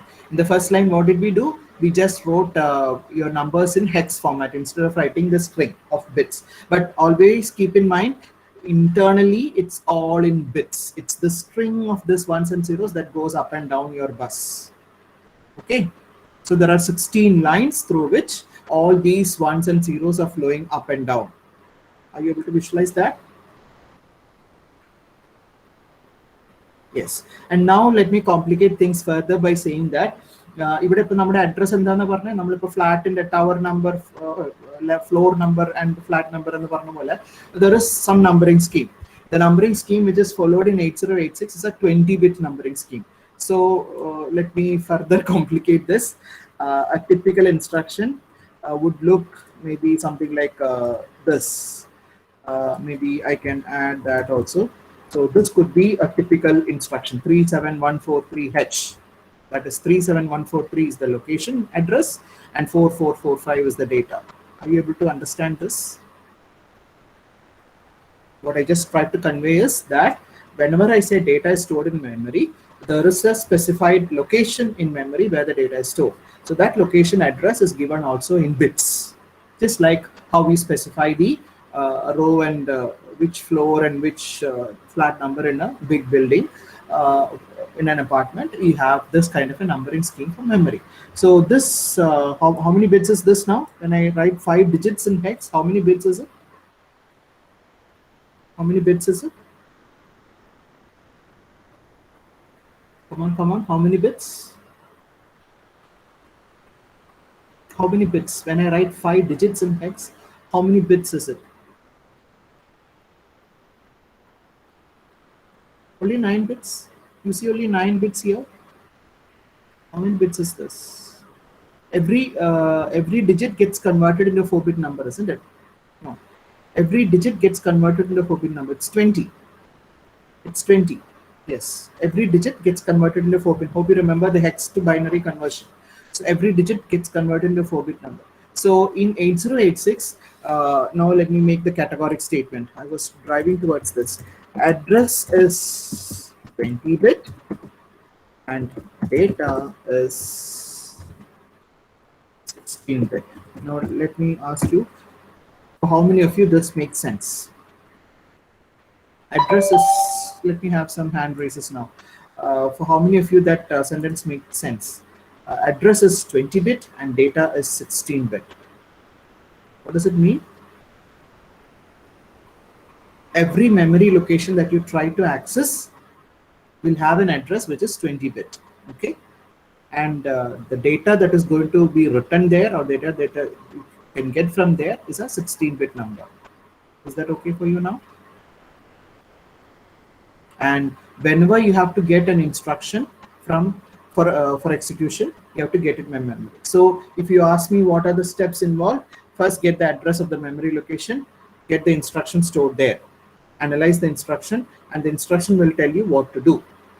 And then it will tell you where is the data available. So it will give you the address of the data. So go and get the data from there. Okay. So with that picture in mind, if you look at the spin diagram, now do you see AD 16, 17, 18 and 19 up to AD 19? You see that? You see that? AD 0 to AD 14, then 15, 16, 17, 18 and 19. What do you think that is? What is it? AD 0 to AD 19. How many bits is that?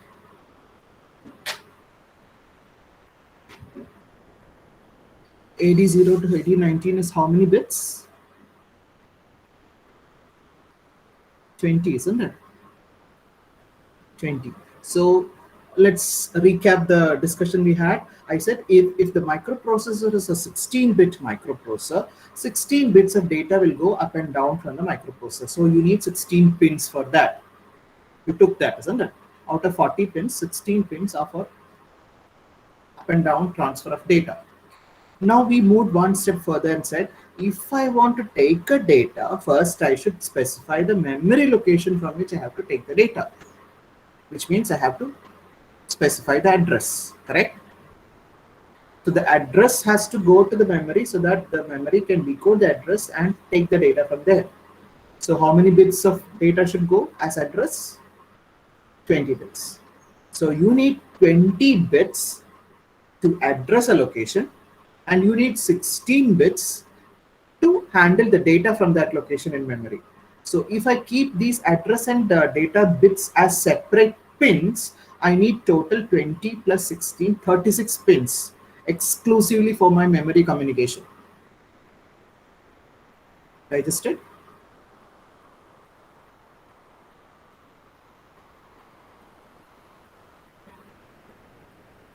Registered? Every memory location, if I have to access using a 20-bit number, and if I decide to use separate pins for sending address to the memory and separate pins for getting data from memory, then I need 20 bits for sending address or placing the address for memory, and another 16 bits for up and down transfer of data. Total 20 plus 16, 36 pins I have to reserve exclusively for my memory related communication. So out of the 40 pins, if 36 pins are gone, you're left with only 4 pins, right? And out of that, one has to be VCC and the other has to be ground, mandatorily. So then you're left with only 2 pins. You cannot do much more. You cannot have any control signals and things like that. So that is where the Intel engineers decided, let us not keep separate pins for address and data. Let us merge them. So we'll reserve 20 pins and share them on a time basis.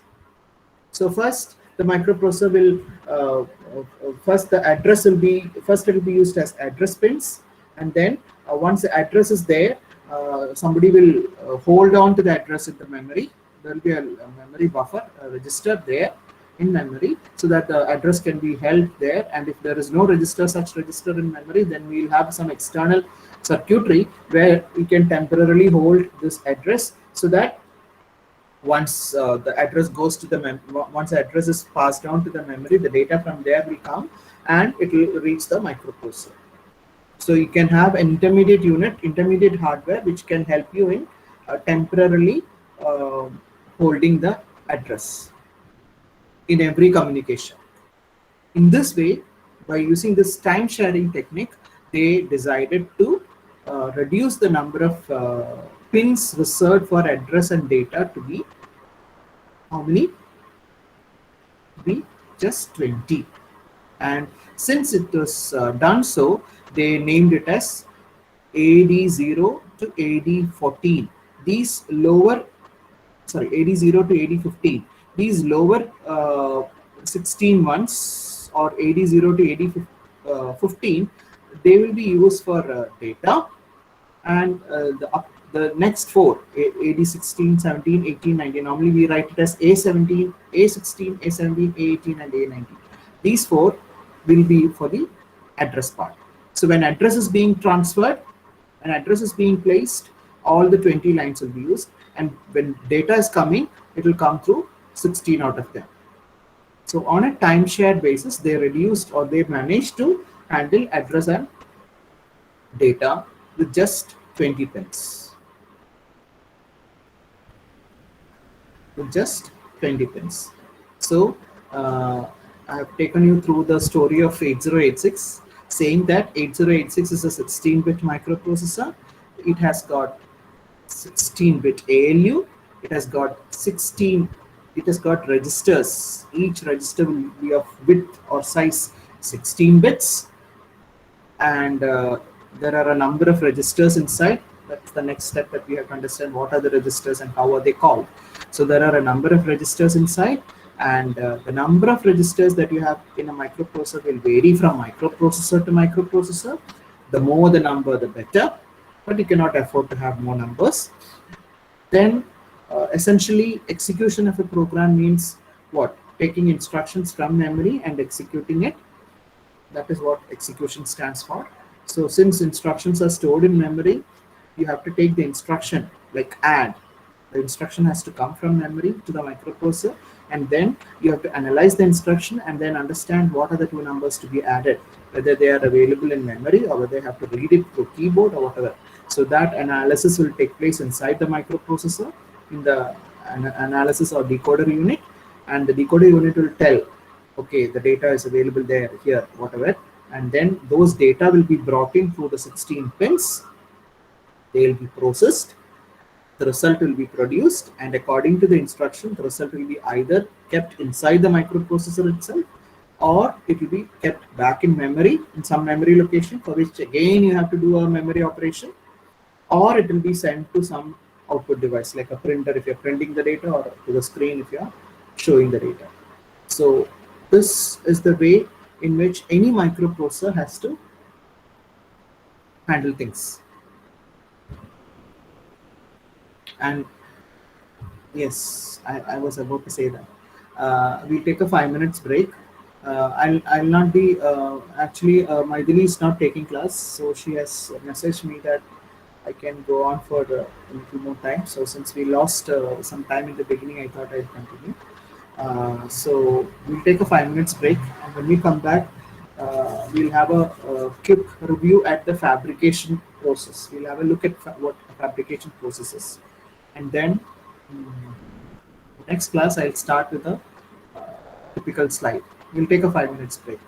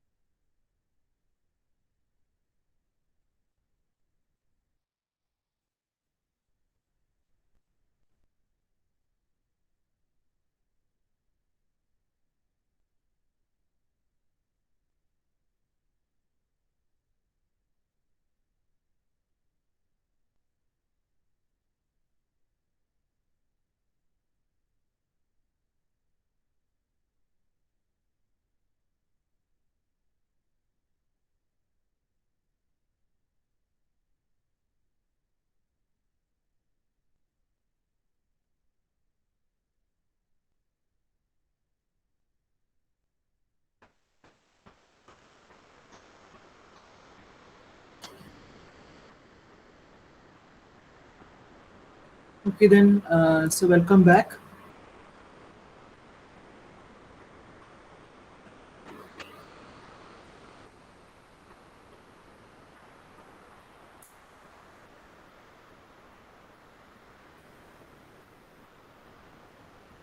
Uh, can somebody tell me whether you can see a slide, a diagram? Yes, ma'am, it's visible. Okay, I think many have left before I started itself. Okay, this I'll just spend 1 minute on this, or maybe 2 minutes. This figure is the internal block diagram of the chip which we have to learn. So I was just building around this to tell you what all this is. So if you look at the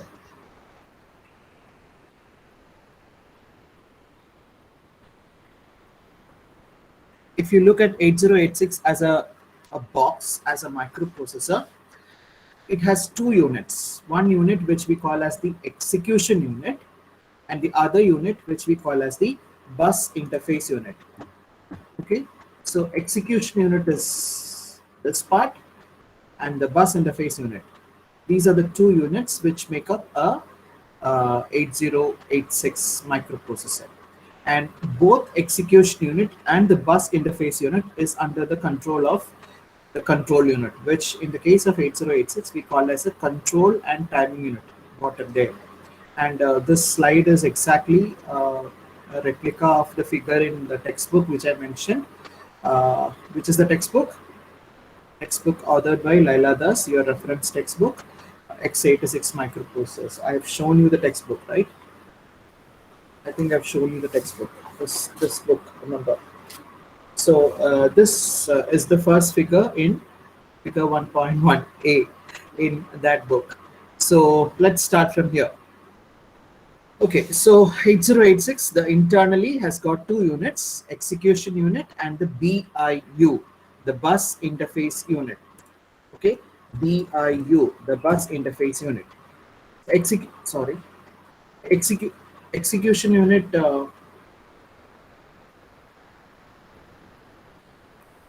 Is Ardra,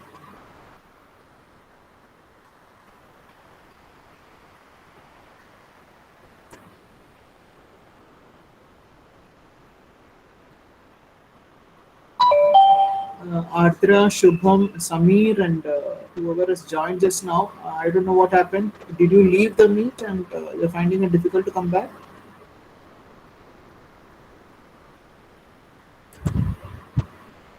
I didn't get that. Anyway, so the basic units are execution unit and the bus interface unit. So now I hope you know what this stands for. What is a bus? So I was building for this. What is a bus? Bus is the set of lines or tracks or wires, let us say, not physical wires but interconnects. Okay, the set of interconnections that run between one unit and the other. Okay, so this is the unit within the microprocessor which takes care of all that communication. So the BIU, or the bus interface unit, has, I hope you can see this. There is a 6-byte queue. Can you see this? This is what I've been telling you. There is a 6-byte queue. There is a control logic, and there are some registers which are called here as segment registers and instruction pointers. So these are the parts that make up the bus interface unit. So they have to do something which will help in communicating with your external world. And you communicate with the external world through your bus. And the two variants of bus which I told you just now, one is the address bus and the other is the data bus. In addition to this, there is yet another set of interconnections through which the control signals will flow. So basically we say we have address bus, data bus, and the control bus. Control bus refers to all the interconnections which are used for, I need to sort this out, all the interconnections which are used for sending or receiving proper signals to and from the outside world. Then there is the execution unit. Now let us have a look at various things within the execution unit. There is the ALU. What is the size? What is the size of ALU? 16-bit.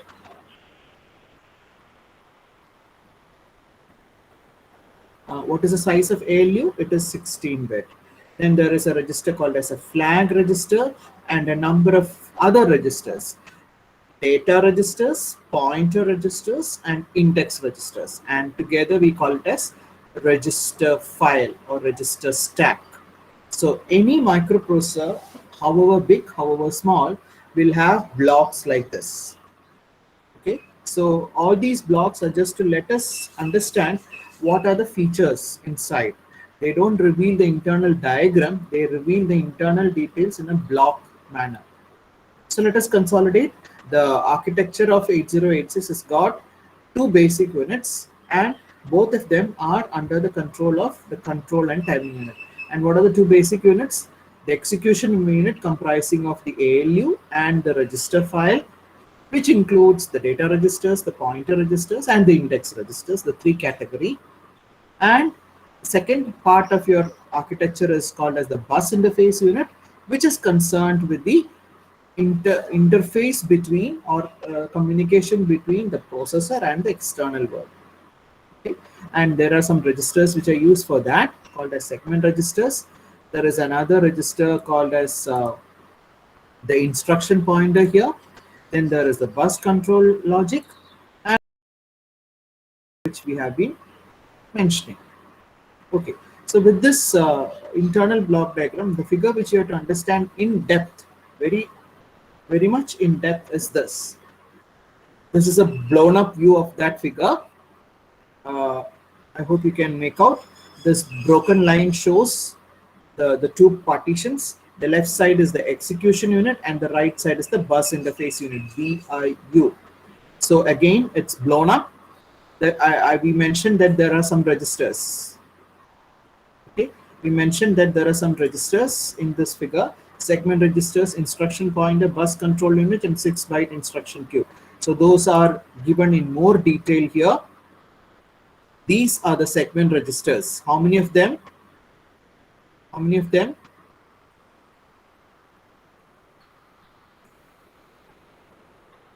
How many of them? These, the first four: ES, CS, SS, and DS. These are the abbreviations given.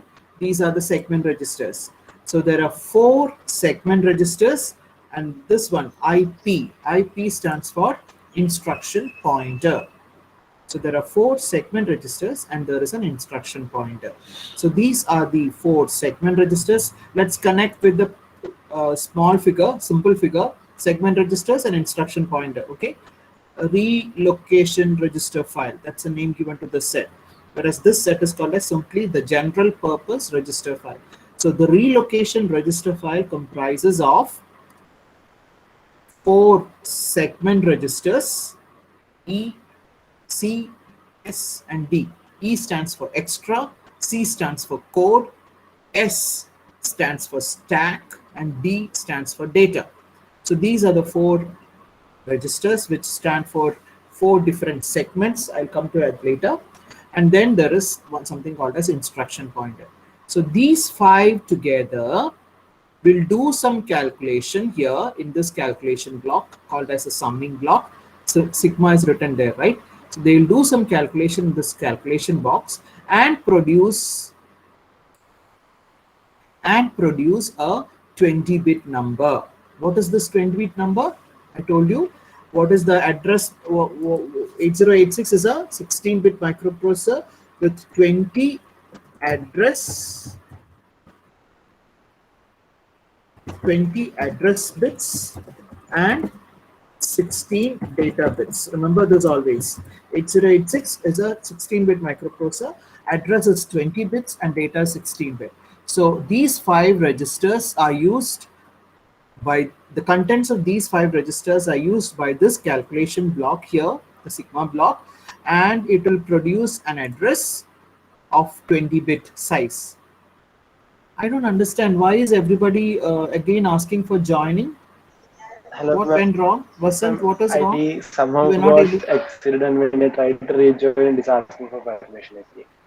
That is what happened with. You should not No, you should not try to rejoin. You should go to your calendar invite and Yes, click there, I and tried then you that should be. also, ma'am. Like both, I tried both, and both the times it is asking for permission again. Ma'am, I think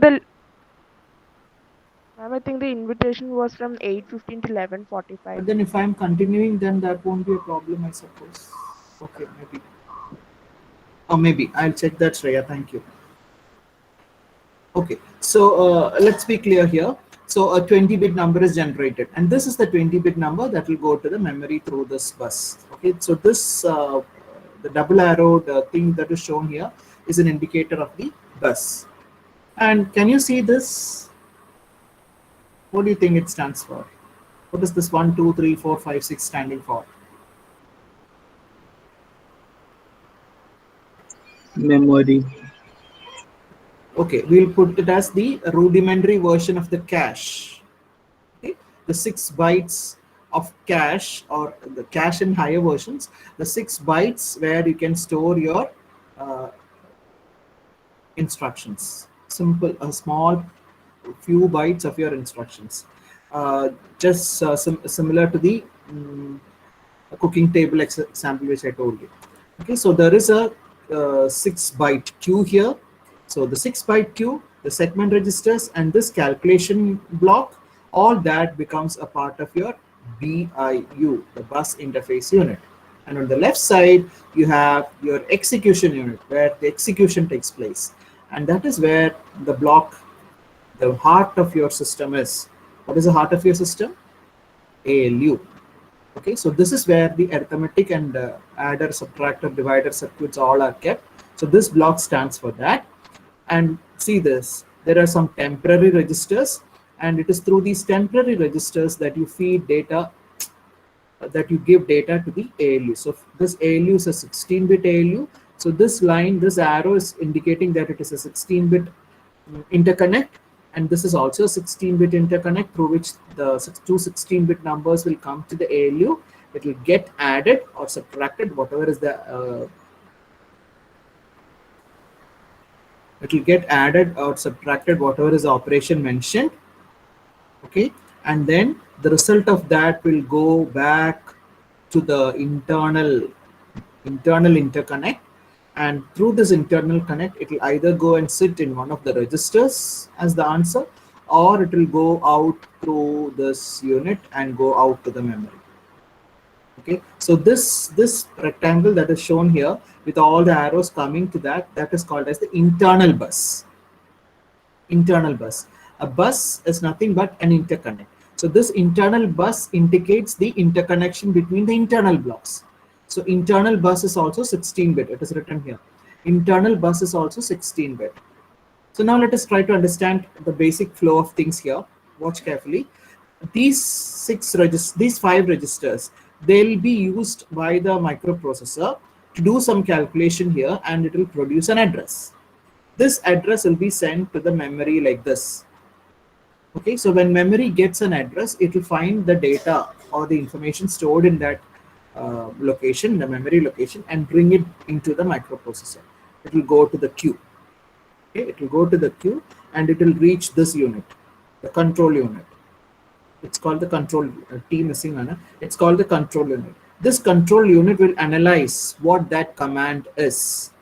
Once it analyzes what the command is, it will tell the ALU. These simple lines are control lines, control signals. So these are to indicate that there are control signals coming from the control unit.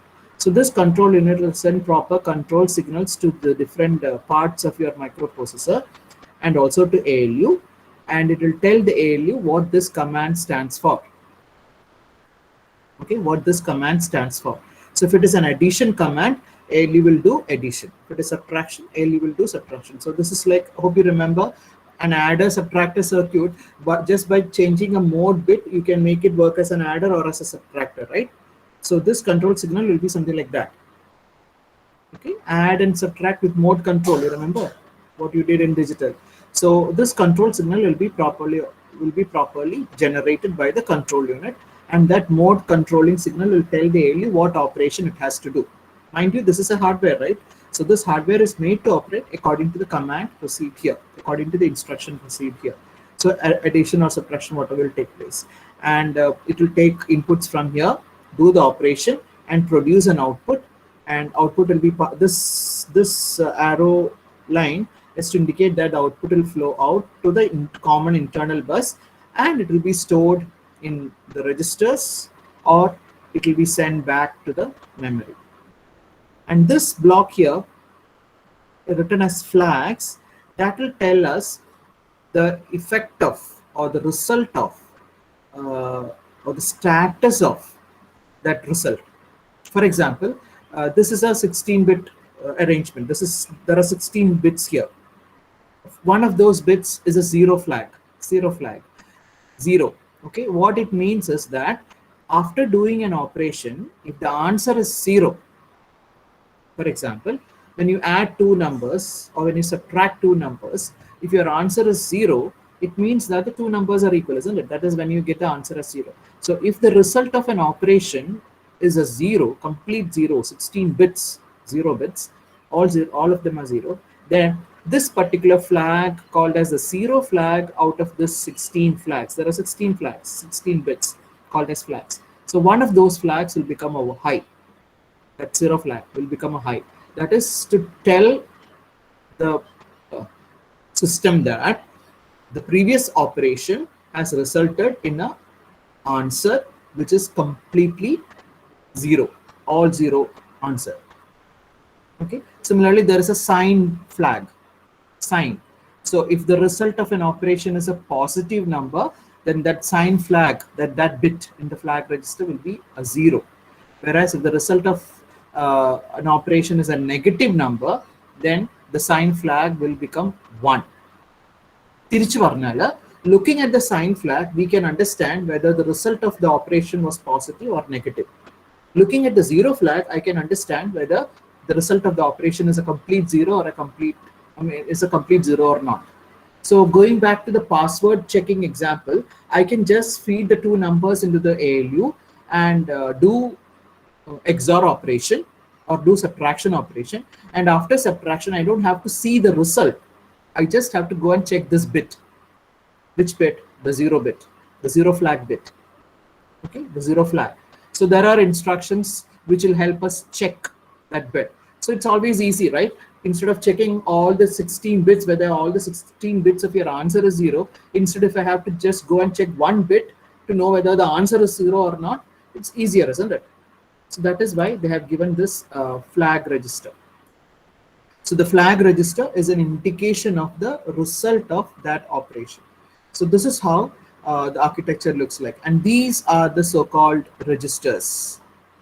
16-bit registers, I told you. And there are 8 numbers of registers here, the general purpose registers, given by different names. DI, SI, these are the index registers. BP, SP, these are the pointer registers. Then this is a pair, AH and AL. Together it will be called as AX. AX. So this is 8-bit, this is 8-bit. Together they become a 16-bit register called as AX. This is another 16-bit register, BX, CX, and DX. So 4 general registers, 2 pointer registers, and 2 index registers, as indicated in this simple diagram. There are data registers, pointer registers, and index registers. Data registers are AX, BX, CX, and DX. Pointer registers are SP and BP. And index registers are SI and DI. So this is how the detailed block diagram looks like. This you have to understand, and you should be able to reproduce this as well for examination purposes. So we'll start our next class from here, the internal block diagram of 8086. Okay, I just gave you an intro and the reason for all these terminology. I was trying to connect you with all these terms: bus, queue, registers, segment registers, ALU, flags, all that. and I hope at least 70% is done.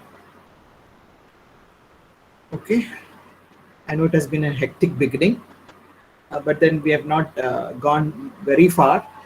This is just the first figure of your textbook. So those who have the textbook, have a look at it. I'll put up the slides in the classroom along with the link for that video which we just saw, and this class video as well. So this would be the starting point in the next class. Uh, just refresh and come when you come for the class, otherwise you lose the connect. I cannot keep the classes separate because UP is a continuous subject. You cannot break the topics. It has to be continuous. So keep a thread active and keep a notebook also with you. And thank you for your patience. We'll call it a day.